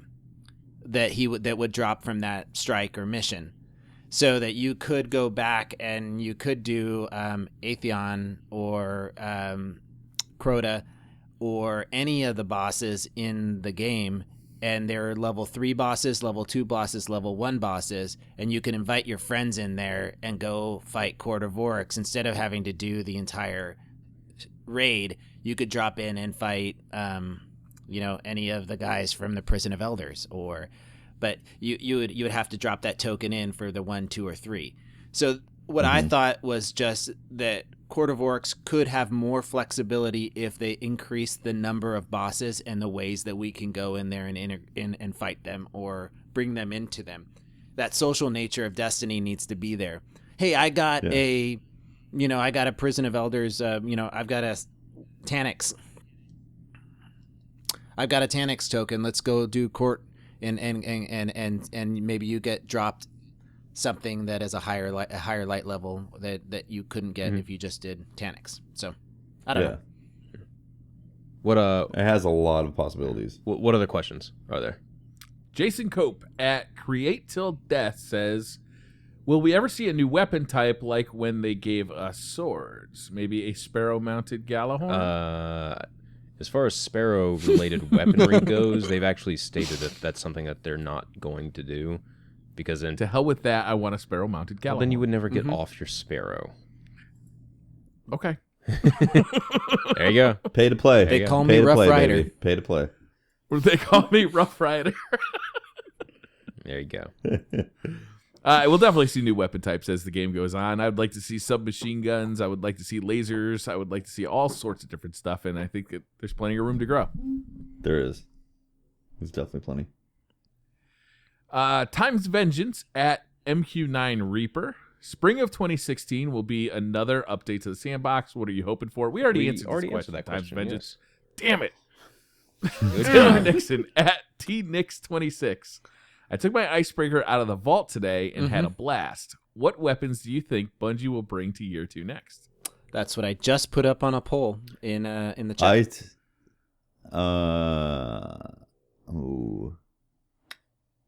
Yeah. Pocket Patience and Time, Pocket Infinity, Universal Revolt, the Vanilla Thorn, Icebreaker. Vanilla Thorn? Yeah. I'd like to see Icebreaker come back. It's just so much. It's just so easy to use it for like strikes and stuff. It's just it's like a no-brainer. I liked Patience and Time. It was always one of my favorite vanilla Destiny weapons. I wouldn't mind seeing it come back. I'd like to see the Drake's Promise come back. I'd like to see some of the Prison of Elders guns, like some of Queensbreaker bow. Yeah, I'd like to see Queensbreaker bow for sure. Yeah, all of them. It would be nice to bring back so we can actually use them on this newer content. Yeah, I feel like we spent less time with those weapons than we did any others. Yeah. And, some of them were pretty cool. Yeah, they were. Yeah, they were definitely cool. My opinion on this stuff, and I said this last time as well, is that all of them are going to get brought forward by the time this year 2 cycle is done. Yeah, I think. Anyways, I think all Vex, of the including the Vex Mythic class. Yes. Oh, that's a tough one. I think that's a tough one because I don't know, like they're raid specific weapons, so I guess that they're in a little bit of different category. So it's a primary. Is it going to come back with an elemental primary or elemental damage? Yeah, we have elemental damage primaries. We have it's a fusion rifle. One. We have one. Yeah, we have one right now. Yeah, the Zala. Yeah. But I personally think all of them are going to come back. Which ones are going to come first? I think they're gonna do it in terms of popular opinion to get people interested. Patience and Time is definitely going to be in that category. Yeah, patient like Icebreaker, Patience and Time. Thorn is a huge, like, controversial type of edition, and I think they know that, and I think they're thinking when and how. They're like, guess what, guys? Everybody's worst villain is back. It does. Yeah, And Thorn. it's fully original state. Pre-order Destiny 2. Stop. No. Get yourself. Pre-order Pope, Destiny I just 2. muted you. And you get out of the box the quest for Destiny 2 Thorn. Ryan, edit that out of the podcast. Oh my god. That's where it's at. People would buy Destiny. Where do I sign up for the division? People do not have the same hatred for the Thorn that this podcast does. They do not. If you read the comments when we start going off about Thorn, people are love like, Thorn. "What do you guys? Why would you guys like hate on one of my favorite weapons of the game?" Because people it's do not have the broken. hate. That would sell copies. Whatever. Hope you're a bad person though. Yeah, that would be awful. God, I really hope they don't do it. But Thorn is very controversial, so when they choose to reintroduce it, because you know that they're going to be like, all right, here's year 2 Thorn. They're going to pick a time and period that's either going to spark or split the community, and I think they're very aware of it. When they do So it, when they do it, they better have competitive playlists up and custom matches, because that will be the last day that I play Destiny PvP. You I know it's think not going to happen, Pope. Yeah, I think Destiny 2 is the earliest you can expect that stuff. I really do. It's either that or make it proc only on headshots. Make it some skill-based thing that if you're going to take me out of the fight for 15-20 seconds, How about at least make it skill-based. put minions into darkness at the end of the sentence? I know. Agreed. Super simple. I think Galahorn is in that camp too. I think we won't see that till Yes. the very end. You don't think till the very end? Yeah, I think that they'll build it up too. It'll be like, Galahorn, your next big challenge is coming. Here comes Galahorn to help you on your way.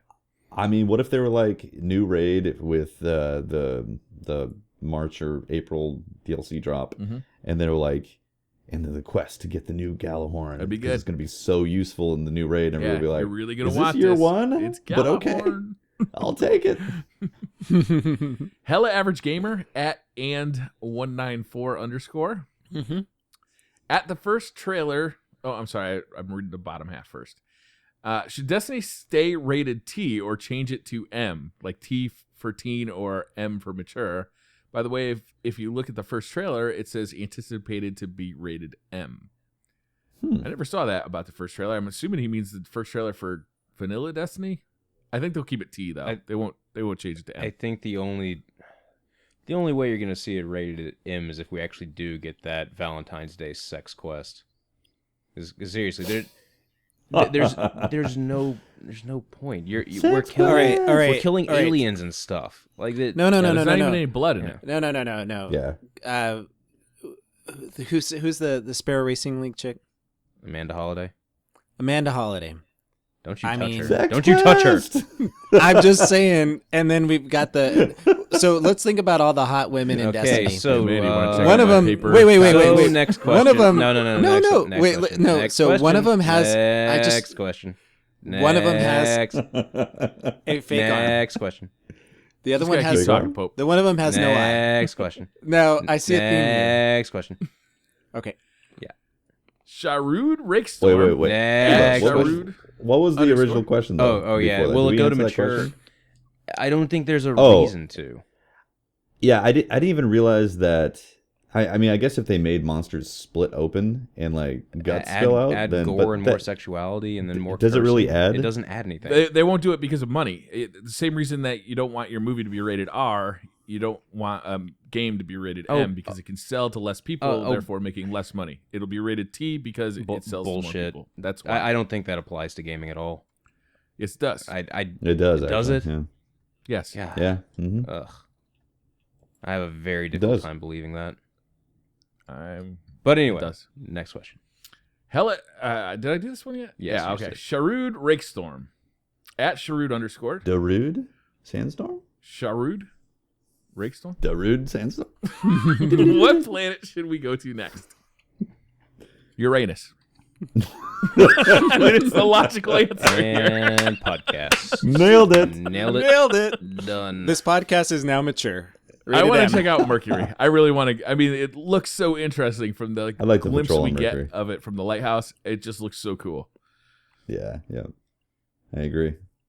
I'd be down. I'd be down for Mercury. Or It'd be full of what's that? the amount of Vex technology that you get to like see and discover, because like the planet's been covered in Vex right now, right? Right. Yeah, it's like a completely mechanical Machine planet world. at this point, right? Living Yeah. planet. Oh, it'd be awesome. I would love to have more explored in from the Cabal. Mm-hmm. So I don't know what planets they have. You know, We know they have Phobos and we know they have Mars. So Right. either one of those. maybe more of Phobos, but Phobos doesn't seem really all that interesting as far as a landscape. So Yeah. I guess I'm with as far as a new using the lighthouse as a new launching off point or a new social space. Maybe we have explorations to Mercury. Yeah, that'd be cool. I wouldn't mind doing something like Jupiter, like a gaseous planet, Europa. where you have like, You're a like gaseous floating planet. city. You know, like a floating city. I mean, I think that That'd could be be cool. a really cool environment. Yeah. Space station. A space station. Actually, I guess the Dreadnought is a space station. True enough.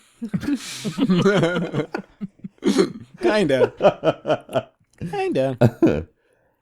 Exploring the European Dead Zone would be freaking awesome. Yeah, Europa. Yeah. No, Europa's a moon on Jupiter. Oh no, But, yeah, like, that's right. I'm sorry. Yeah. but like European Dead Zone would be awesome. Like expand Earth. Mhm. Earth is Chicago. kinda big. We thought we were going to see Chicago at some point, didn't we? Yeah. We thought we were going to see Chicago. What else was there? I don't think I don't think even our Titans and our Guardians can survive Chicago. You know, We can I- barely I heard survive it's it pretty, now. Pretty dangerous place. Mm-hmm. Know what I'm saying? You know what I'm saying? Know what I'm saying? Know what I'm saying? No idea. You guys lost me. All right. Time's Vengeance is back with another question. Thank God. Woo! What do you think is the most underrated, underused legendary primary of year 2? Underrated, underused is Yeah, I'm going to go with underrated. Something that you think is a sleeper hit here.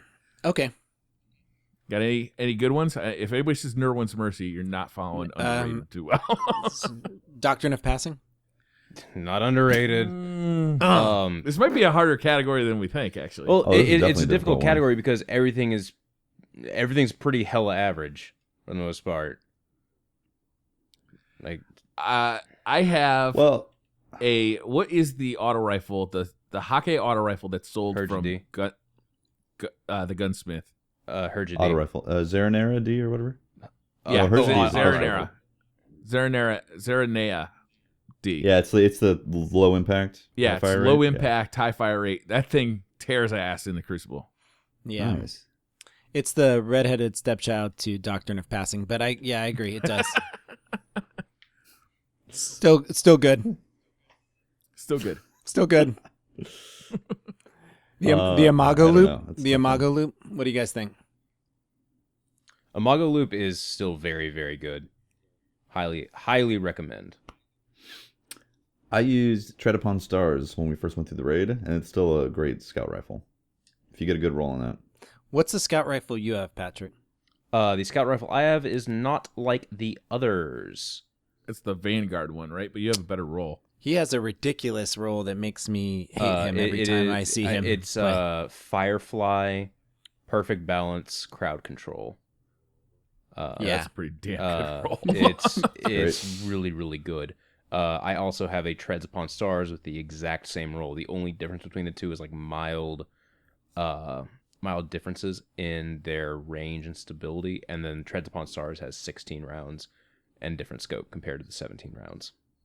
I've gotten the Treads Upon Stars, I think 3 or 4 times, and every time it comes with an absolute garbage roll. Should have talked to Pope. Yeah, Brian. should have talked to I Pope. know, right? I can't get Good talk, I can't get sniper rifles to save my life, but I can get good scout rifles just without even trying. Just boom, all of them. That's how I am with auto rifles. Auto rifles drop like candy for me. They're everywhere.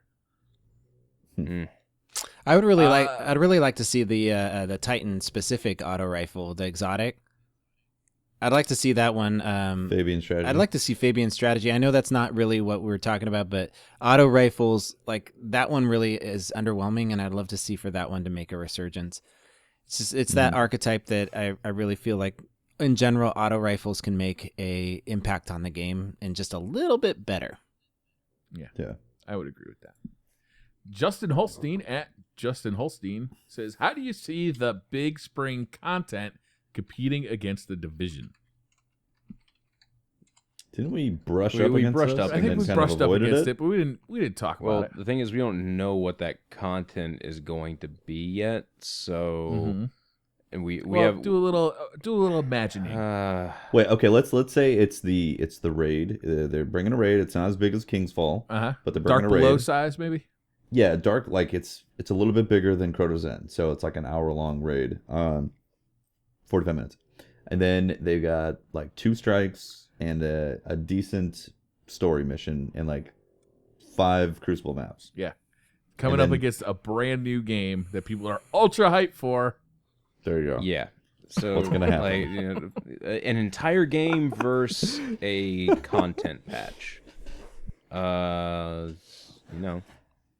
What do you want? What I'll would remember- you like to have? You know, a small fry when you're really hungry. Do you want a small fries from McDonald's, or do you want that full 3-course steak dinner from? But hold up. Can I bring my fries to the dinner Yeah, place? sure, I don't give a shit. This is a free meal, though. This is a free meal. That's true. It is a free meal. It's a free meal. The analogy stands. You can get that free McDonald's fries, or you can go pay for a really bitchin' steak dinner somewhere. I'll definitely which be will playing both satisfy of these. your hunger. I'm hoping that the Division comes. I hope there's a month in between these two things. I Yeah. really do. I'd like to see the next DLC for Destiny come out either a month before or a month after the Division, because I want to be able to spend some time with the Division, sink my teeth into it. Agreed. Mhm. I'm really hyped for that game. I hope it's not a letdown. Yeah. I hope the game's great. I hope also the next content drop that's significant is great as well. I mean, I want both. I want the free meal and the steak dinner. Yep. I'll Maybe take not on the lunch same and dinner, day. please. Point was that I that want free my meal lunch was and dinner. small- I wanna the eat it small as too. shit compared to the dinner. Whatever. I refuse to accept your analogy. I realize. I reject it. Martin Orn at Martin Orn says, why is skill-based matchmaking a thing in Destiny when it's revolted against in other games such as COD? What is the purpose other than normalizing KDs in Bungie's books? Doesn't it limit the PvP experience? My games are just constantly sweaty now. We've been talking about this a lot, but this is a thing in Call of Duty. Whenever skill-based matchmaking makes an appearance, people just flip their fucking shit. You know, Yes. In Destiny, people are not. It's a little bit funny that we don't get more upset about skill-based matchmaking. I think people are getting a little upset since the latest skill-based matchmaking. Well, the thing is, when Call of Duty announces it, it's very transparent. With this, it's like, hey, our matchmaking's gone to shit. What the hell's wrong? Oh, it looks like they added skill-based matchmaking. And then it's like, nope, it's Sparrow Racing League. That's not true. In December, Call of Duty put out a patch that they kind of stealth nerfed, or they stealth implemented skill-based matchmaking, and in about 24 hours, the what's his name, Vandahar, was out there saying, "We're sorry, it was an accident. Well, that's the We'll point. take it back." Well, that's the point. Is that they Really? Wow. have at least acknowledged it as like we did the skill-based matchmaking thing. We haven't seen that with Bungie either. Yeah, I mean, this patch dropped, and they were like, "We didn't touch a thing, guys." swear. And everybody's like, No, you did. Right. Yeah, right. Something's like, fucky. Look at these connections. Connections and sweat level are on an all-time high, or low, if you will. Yeah. I mean, high on the sweat, low on the connection. What the hell? Obviously, something happened, and Bungie's like, "We don't know you shit." Dude, all the man. casuals are just You know? playing Sparrow Racing League right now. I'm obviously, being very sarcastic about what Derek Carroll said, because that's what he just guessed at on Twitter, but still, it's like radio silence at it during the worst possible time for radio silence does not make for a good time. I feel like the Call of Duty, like the companies behind Call of Duty, not Activision, but the companies that make Call of Duty are more reverent, are more reverent of their player base. Like, whoa, the player base, and Bungie's like, you get what you get. I just get that impression from Bungie. I wish it wasn't that way. I think you're right, Tefty. The community managers for they're more open, it feels like, with Call of Duty. It depends. It does depend on which company you're talking about, because they got 3 different companies making Call of Duty now. But yeah, I would agree with you. They tend to talk a little more openly about what they're up to. And what's coming for a year of Call of Duty. You're going to get 3 DLCs, multiplayer maps, some zombies. You might get some weapons. You probably won't. Yeah. Where like Bungie's like the emoji where they're like, they say something and then the emoji puts on the glasses and you're like, just wait and see. Like, I thought you were going to say the little poop emoji. Oh no. No, you said like the emoji where like it's the face and then the glasses and then the glasses on the face after they say something cool. I feel like Bungie's constantly like, we got you. It's like, do you? Do you? We got you. Like because I don't feel that way. It's going to be taken care of. Yeah. Like skill-based matchmaking? ? Glasses.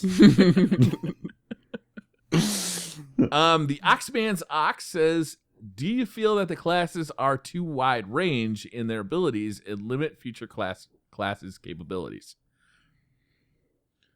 So what we've got, does it limit what we can get? I don't think so. I think it's wide open. Repeat the question for me one more time. Do you feel that the classes are too wide range in their abilities and limit future classes' capabilities? So, do you think that what we have limits what we can have in the future? No, I don't. I think that the classes are pretty solid the way they are. I think they could be refined a little bit better based on my previous comments of them being more complementary. But I would like to see Destiny 2 go in that direction where they're complementary supers or classes. But I don't think it limits their flexibility. Pope wants tag team combos. I want tag team combos. I want you to be able to. Tefty and I are going to go do a strike, right? And yeah, we are. Yeah, we are. And we're gonna get all up in that boss, right? And the way we do that is we work out some sort of strat that our supers become, the united as one. We become Voltron. Yeah. On stream today, somebody shadow shot a group of enemies that jumped in there with a striker titan, like a fist of Pope, as one might call it. And that was fun. It's fun to chain these things More together. of that. More of that. Exactly. That combo right there, I thought was one of the best combos that they came up with. The striker, the Sunbreaker, and Void Bow. Maybe if like a Nova Bomb would have given you extra orbs because it's too similar, right? Like stuff like that would be cool, right? Yeah. To answer the question just from my point of view, I don't think I'm not qualified enough to be in the game design chair to know whether or not they're too spread apart or too similar in order to have future differences and all that. Like it's too difficult of a puzzle to like have the viewpoint and know what the extents are to successfully implement it into the game. I think for the depth, or for the current depth that this game has, which is not a hell of a lot, the classes are fine. If there was more content, more just overall depth, then I would say yes to that question. But as it stands now, like, there's no reason to really be specified into one. There's no reason to be like a tank, a healer, or a DPS type class because agreed. Because the gameplay itself doesn't allow for that, doesn't allow for that. So if the gameplay then changed to allow for that, then yes, we would need to see the classes be more specified, so we could actually have interesting more interesting encounters. But as it stands right now, no, there's no reason to have it. Mm-hmm. Anti at Andy22. Yeah. What is your opinion on heavy ammo drops in the Crucible? What needs to be done? Well, it depends on the game mode. 3v3 needs to only have one heavy ammo drop. And by one heavy ammo drop, I mean it needs to be one heavy ammo. Not two locations. Not two locations. On each It needs map to be at the one same time. central One location, that everybody fights and for. it needs to drop Agreed. only once during the map. So then the teams will then battle over it, instead of then retreating and then blah, or then one team taking control of both of them and then running away with machine guns for the rest of the map.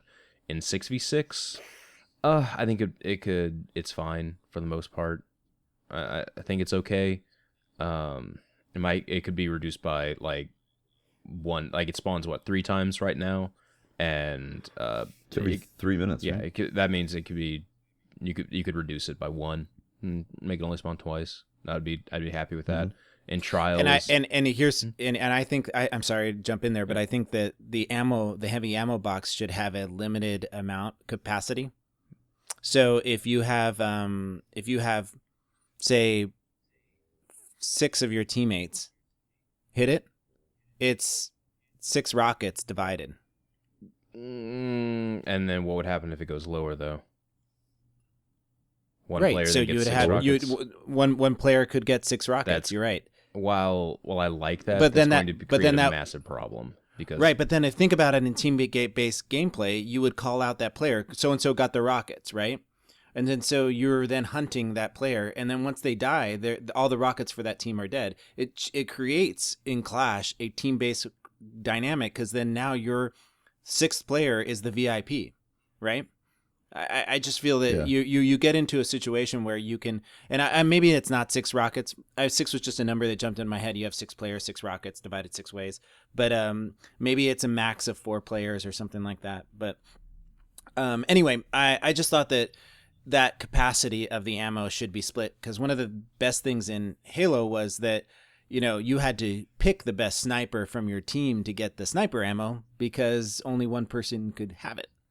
Right. And it really meant that you had to be good at it.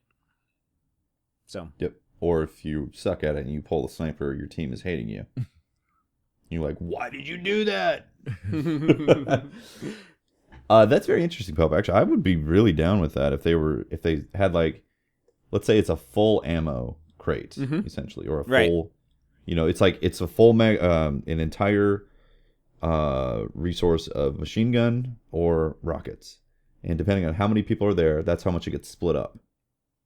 And that way, because right now there's a maximum ceiling that is just ridiculous. That if both teams get heavy somehow, like they keep wiping out the team, and this can happen where all 6 get the heavy, and the other team is just wandering around, doesn't get that heavy, the other 6 come back to the heavy and get even more. Oh yeah, like that can happen, and that's a ceiling that's too high. It should be like shut down. Or it shouldn't be able to get that high of a ceiling for the team to just have ridiculous amounts of heavy. Remember when you killed a guy who had heavy, you used to be able to take his heavy? And the drop? Yeah. That was awesome. It was so fun. it still happens in Mayhem, which is cool. But in response to Pope's thing, that would make a problem that's already sucks kind of even worse. In my opinion. What's that? What's the problem? Oh, when that one asshole pulls the heavy on your team, and then dies. We're looking at you. But then again, we know who you are. Yeah, it still happens. It still happens. No matter how many times we say, "Hey guys, yeah, see, when you go pull that heavy, you should definitely make sure like another teammate is by you, unless there's a very clear and present danger." See those 3 dots, those 3 green dots running toward you? Why don't you wait till they get there? Yeah, that's great. That's great when your team gets heavy. Otherwise, when you then pick up that rocket launcher and I watch you blindly go around a corner and then you get taken up by another blow enemy yourself rocket, up on a corner. Great contribution. Imagine you're that you see that blueberry, grab it, and then he just shoots a rocket into a wall. The sad thing is I've seen that happen. All right, Tratorian says, Do you guys ever miss the simplicity of vanilla Destiny? Examples: weekly Nightfall raids repeat. I miss Nightfalls. All the rest of the shit, I'm much happier in year 2 than I was in year 1. Mm-hmm. I do miss Nightfalls, though. I miss that feeling of not knowing all the exotics. Yeah. Like getting an exotic drop and have never, not investigating it on YouTube or anything like that, and like seeing it drop and being like, what is this? And the excitement. That was a great feeling. That was. I don't know if I'll ever be able to have that feeling again. Not with my current job. I'm not going to be able to have it. Nope. It's still possible. If Bungie can protect that information till the release, at least you might get a few days where not everything is known about right away. That's true. Anybody miss it? Anybody miss that feeling? I like right now a lot I better. like right now a hell of a lot better. I miss the alpha. Alpha was cool. I miss the alpha. Give me an alpha playlist. How about that? I would take that too, Pope. That'd be fun. Thanks. I haven't deleted it off my PlayStation just for nostalgia. I hit it every once in a while, hoping that it will load up. There's a community there. Be like, where have you guys been? Where you guys? There's that one guy that refused to turn off his PlayStation, and he still has the alpha going. And he's like, unfortunately, I was online for when the alpha finally went down. I was sad. I was hoping they would suddenly it would be like that again, but no. Do you remember Did that? they give us the moon in the alpha, or beta? Was that in the beta? That was the beta. The moon was in the beta, yeah. Abysswalker Sif at Kyle Thompson 43. Do any of you feel like the game currency needs improvement, or do you think that it's all in a good place with legendary marks, moats, strange coins? Etc.? No, it's not in a good place right now. It needs some changes. In Like my what? opinion. Yeah, what changes? Because I don't think I really feel that way. Yeah, Well- I'm a little off. Right now, the currencies, for the most part, only exist to upgrade stuff. Like look at the planetary materials, the weapon parts, the armor parts. Now Glimmer has other uses. For the most part, though, the planetary materials, the weapon parts, armor parts are only used to upgrade weapons. It's just one of those things that further increases a grind. In my opinion, I don't think either of them needs to be there. If I'm being real, armor parts and weapon parts, planetary materials. They don't need to be there. I would much rather a system be in place where it's like, oh, you got a piece of armor, cool. You can now use said piece of armor instead of having to then level it up. Because right now, if you try to level up a piece of armor, it sucks. I'm trying not to derail from the original question here, but it's majorly related. I don't think. Yeah, I want to use a thing right when I get it. I don't want to have to go level it up. Here's the problem, though. You take away planetary materials, and then you get really close to not ever needing to patrol. Aside from some XP boosts, you don't need to patrol. You can buy. You don't need. Materials. Yeah, you buy them anyway. I don't really. There are probably for a new player though. Yeah. A new player, they're not going to waste their legendary marks on planetary That's materials. true. They're going to go farm those planetary materials. Yeah. So, obviously, we're not going to go farm planetary materials or even go patrol because there's not a whole lot of uses for it right now. But for a new player, you're essentially cutting out that whole process of needing to go find. Well, those with that materials system, they from the wouldn't need planets. to because they wouldn't have to upgrade it with said planetary materials. You get the thing, Right, but you're done. what Tefty's saying is he wants people to still go out into the there. world. I want that Okay. experience. I think that experience is valuable in the game. I do too. I would agree. Yeah. After a year and a half of it, I don't find it valuable anymore, so I buy them with legendary marks. But Yeah, exactly. Well, I think New players though want to experience. I think that also And I think it's illustrates another problem is that the patrol experience. Why are you only going into patrol just to for the most part farm those stupid things or farm? Well, we planetary talked about materials? ways to no improve exactly patrol. exactly. If we could get patrol improvements, then you could take away that part, which frankly just further tries to increase the grind. Yeah. Mm-hmm.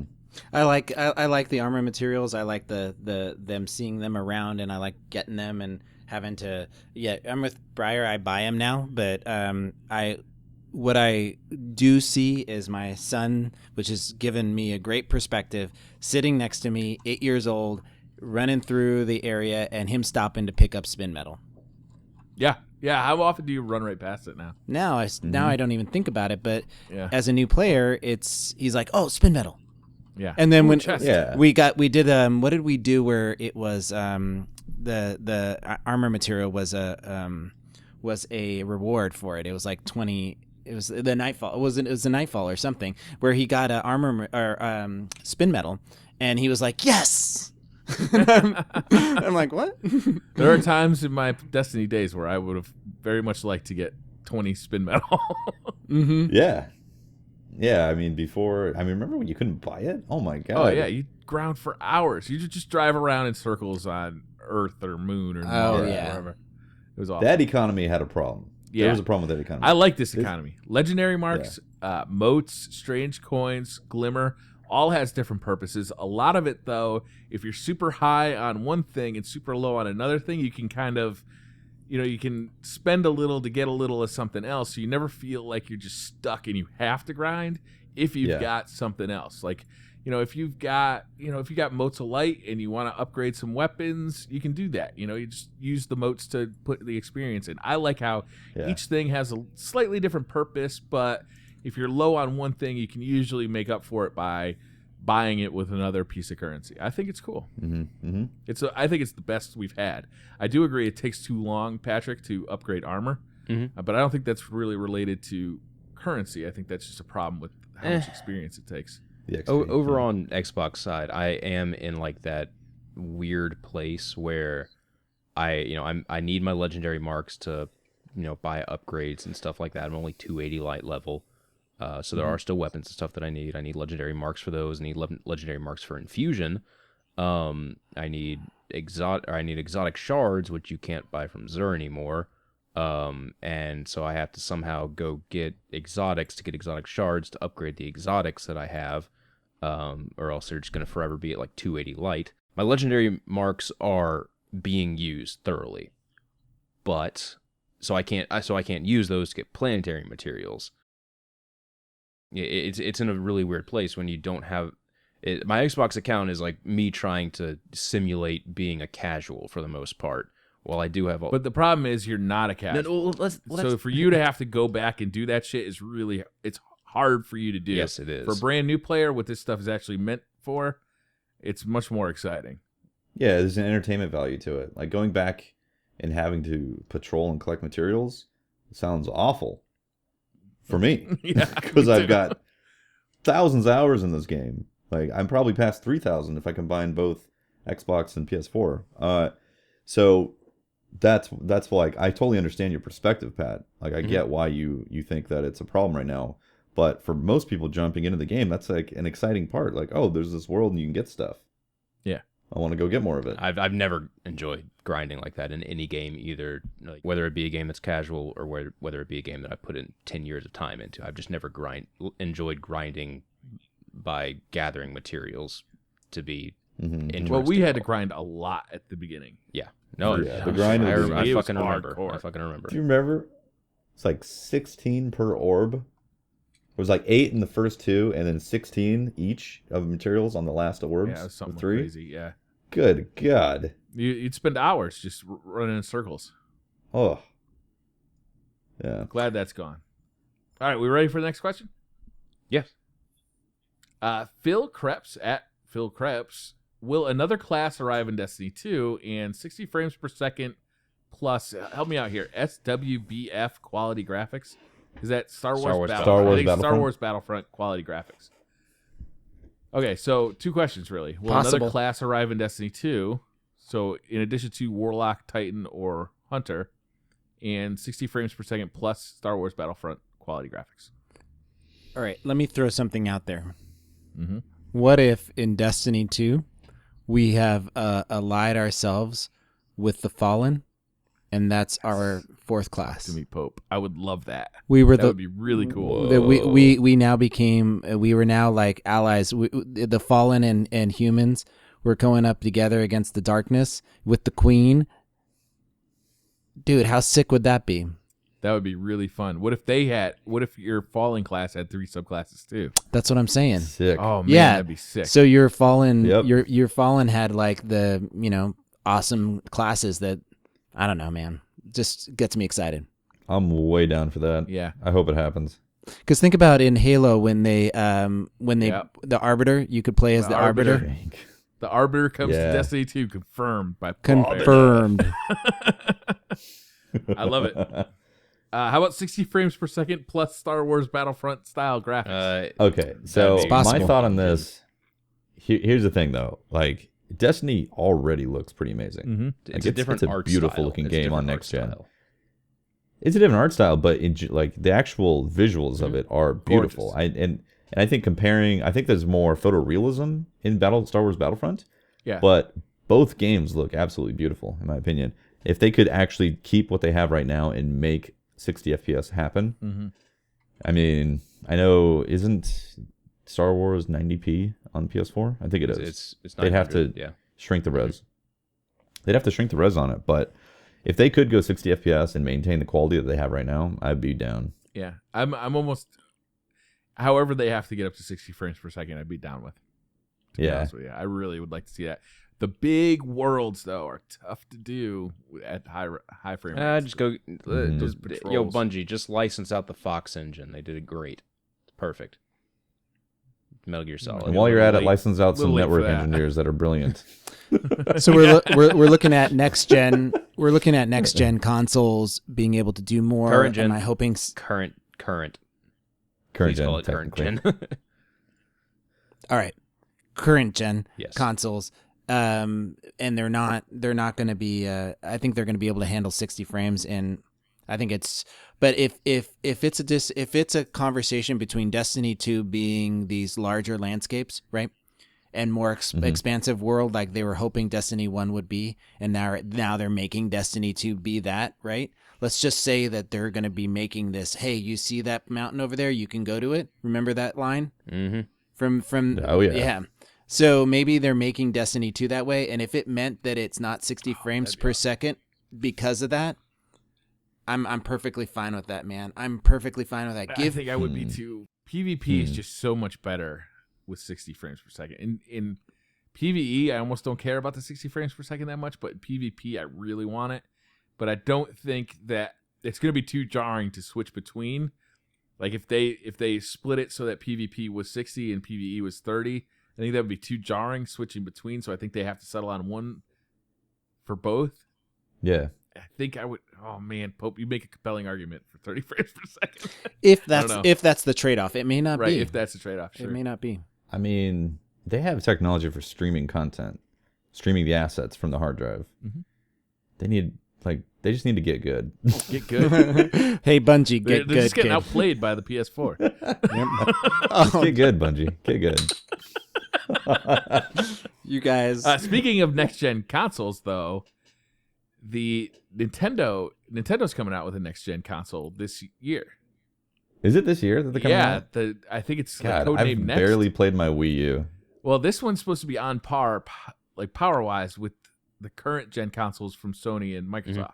Really? So, what It's if like they we got always do that. Destiny 2 on a Nintendo console? That'd be nice. Wow. No, I don't think it's gonna happen. Won't happen. Why? Why don't you think so? I just don't think it'll happen. It's like I think the cost. Well, okay, the you cost of don't the think it user would base- happen, but you're not willing to back it up with any reason. I know why. it's just like Nintendo licensing. All right, no. doesn't happen. It's much simpler than that. They've been working on Destiny 2 for how long? But We don't all know. three consoles, if all three consoles share a PC architecture, which Sony and Microsoft both do, we're not sure about the Nintendo one yet. But if it does share a PC architecture, it's pretty much just a quick port job. Well, all I'm saying That's is what that they all say. it's a Yeah, not. quick port it's just a job. quick port job. Never Yeah, is. it's just easy. Just hit a button and go down. Press that easy button. It's right there. That's no big deal. We're done. Hey, We got it on the 3DS. Like I hear you said licensing, but honestly, Nintendo That was back is in the embracing NES stuff. days. Yeah, They that had was licensing, back in the day. Like now, like they put Call of Duty on there, but they stopped because the user base isn't big enough. Yeah, they put Call of Duties on there, but the problem that it is right now is that the user base is not going to like gobble it up. So I don't think Destiny would be gobbled up on a new Nintendo system, especially new one. I don't think they're going to sell the units. But then again, stranger things have happened. Well, So it's just an interesting thing to think about. It would be- it is interesting. it would be get- great. I think a more interesting thing though would be if they brought it to PC. Yeah. I And would then like it'd be to see like, that too. Agreed. whoa, it's on Steam. Destiny is on Steam. and if now I have to do now I have to do 3 accounts.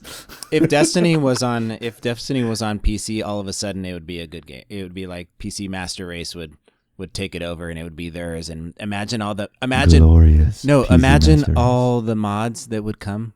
Eh, I don't think they would make Nah, it they moddable. can't mod it. It's an online game. that's I don't It's think like they make it a moddable. server-based Server game. based.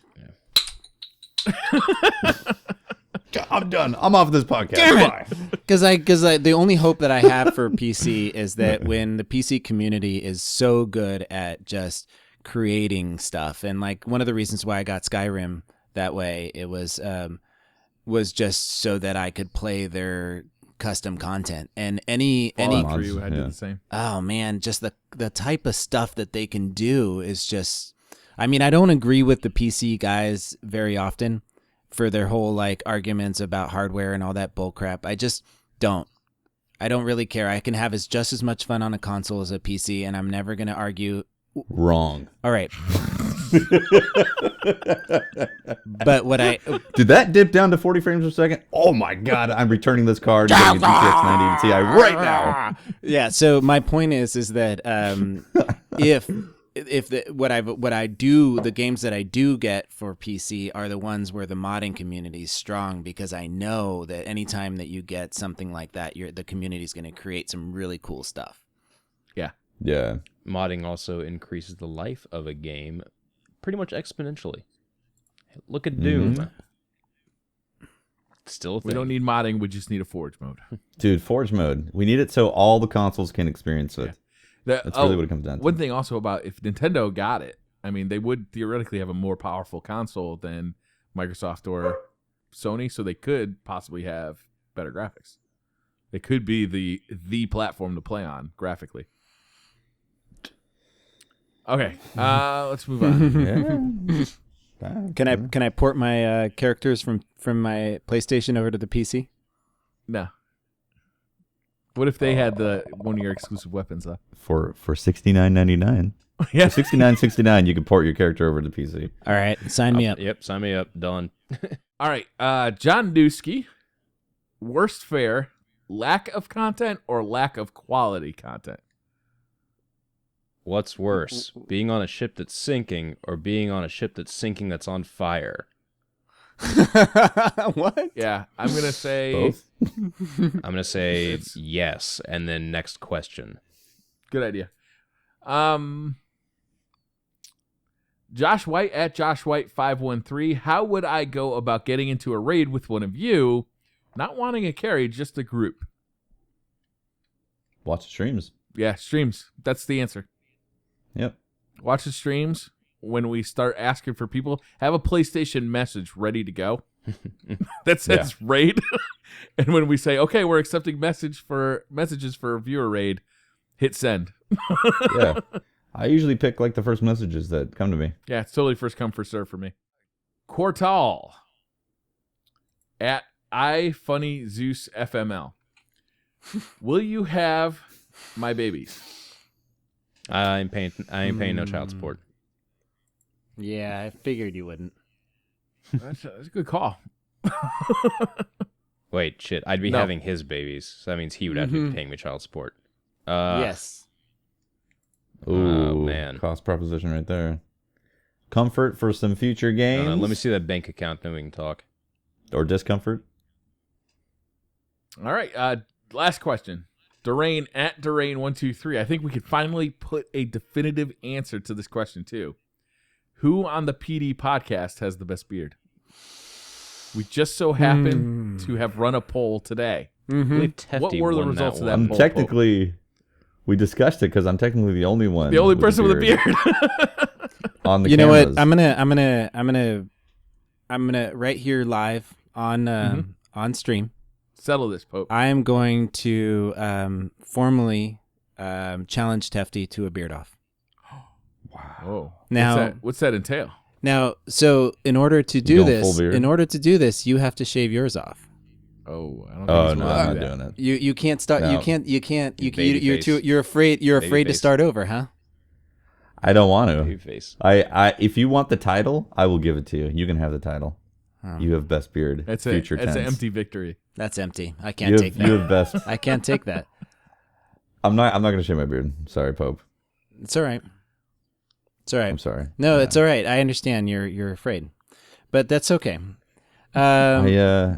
I value things differently in life, and I appreciate the things I have right now, and my beard is part of it. So what if we got some charity thing going? You know, that we'll people have asked me. They're like, somebody was like, "I'll give you $2,000 to shave your beard," and I was like, "No." And then they're like, "What if it's for charity?" I was like, "You can't say that. You can't pull the charity card." Yeah, that's what I'm saying. This is me, No. man. This is for the You're kids. like, how about This you is- move out of your house and like donate it to Goodwill or something, and be like, "No, I can't do that." But it's I for wanna keep charity. It's for charity, though. Exactly. Tefty. I want to maintain what I got. I've got 2 kids. I'm permanently running a charity over here. Oh man, for sure. There's I think nothing Pope do would that's win not though. for charity. Pope has a mean five o'clock shadow. Yeah, I think yeah. you'd have This one is- of those this is- flame sword beards. This is one day, and it when I let it go, it goes for real. Yeah. Yeah, I think you'd have like a flame sword challenging beard. Does it like just Just pop, like- poof? It goes. It's it feels like a Brillo pad, super thick and just like, and the reason why I can't do it is because it actually hurts. When I sleep on it, it will poke into my face and it hurts. Oh, So well, you got to get past that phase. Mine does that too. now, I mean, Gotta get like. all right, I'll try it. Starting today, I won't shave. Are you a face down sleeper? Is that what you're saying? Yeah, I face down in the pillow. I just. I wake up. He uses a hemorrhoid cushion so he doesn't. have to Yes, I suffocate wake up. himself. I wake up when I start stopping breathing. If you guys wonder why I'm so tired. Oh man, that's pretty great. Yeah. Now that I thought of that hemorrhoid cushion, actually, that's not a bad idea. Yeah. Yeah, I'll start growing it. Should we end it? That's all I got for Twitter questions. That's there's a lot. Nice. I really like that people are involved in and sending us questions. Yeah, that's so, fun. Briar, how do that's they great. how do they get involved in that? We tweet out basically every day before we do the podcast. We need questions, and then we look for people who replied to that. So you can tweet at Yours. Briar Rabbit, at Yep. Pope Bear, at Tefty. It's at Teft actually, right? Or Yeah. at Holtzman_PD. But give us some questions. it always comes it comes from Briar. So look for on Thursdays in the morning.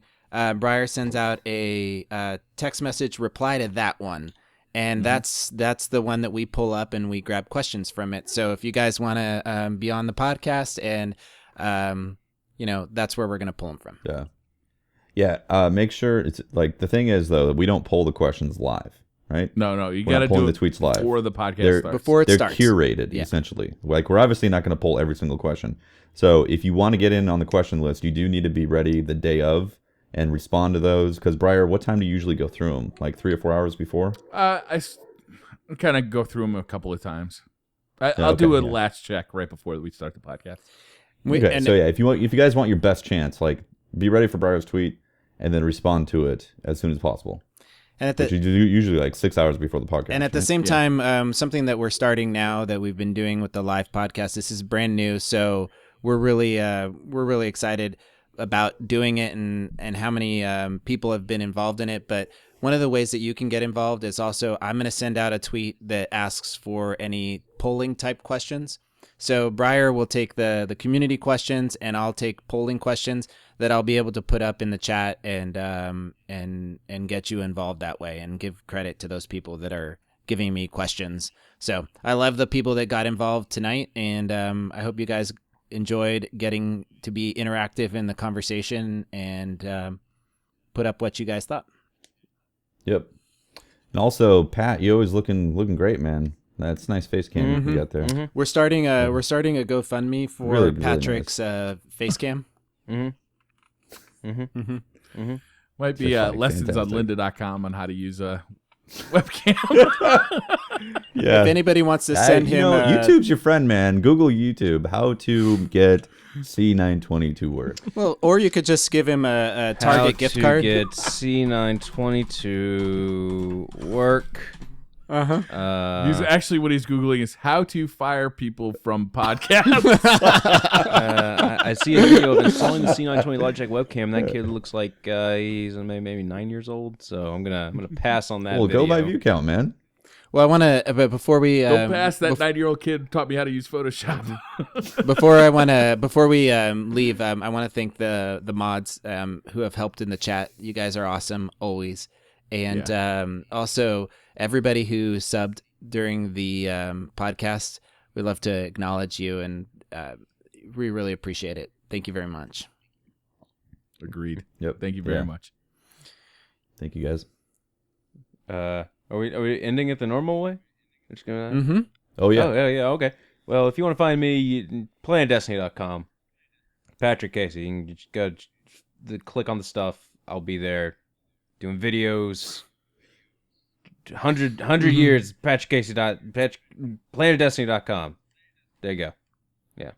100 years. 100 years of it. 100 years of it. That's quite a commitment. Yeah. That's you heard it here. Patrick's going to be here until he's 112. Mm-hmm. Destiny 50. Patrick's still here. Yep. Doing weapon reviews. Doing fucking weapon reviews. Nothing will be better than Gallahorn. I'll still hate Thorn. I'm Briar Rabbit. You can find me on Twitter at the Briar Rabbit. You can find me on YouTube on the Briar Rabbit channel. There's actually a couple new videos up right now, and you can also find me streaming right here on Planet Destiny's Twitch page. Shabam. I am Tefty Teft. You can talk to me twitter.com/Teft. No Y at the end, just Teft. And then you could also catch the streams that I do for Planet Destiny, twitch.tv/planet_destiny. For all the people listening to this on YouTube or on iTunes, not live, because obviously we got people watching live right now. And then check out my personal channel streams as well, twitch.tv/TeftyTeft. And this has been Pope Bear. So you can always find me on Twitter at Pope Bear and sometimes streaming on the Planet Destiny channel. We'll see you guys later. Tune in next week.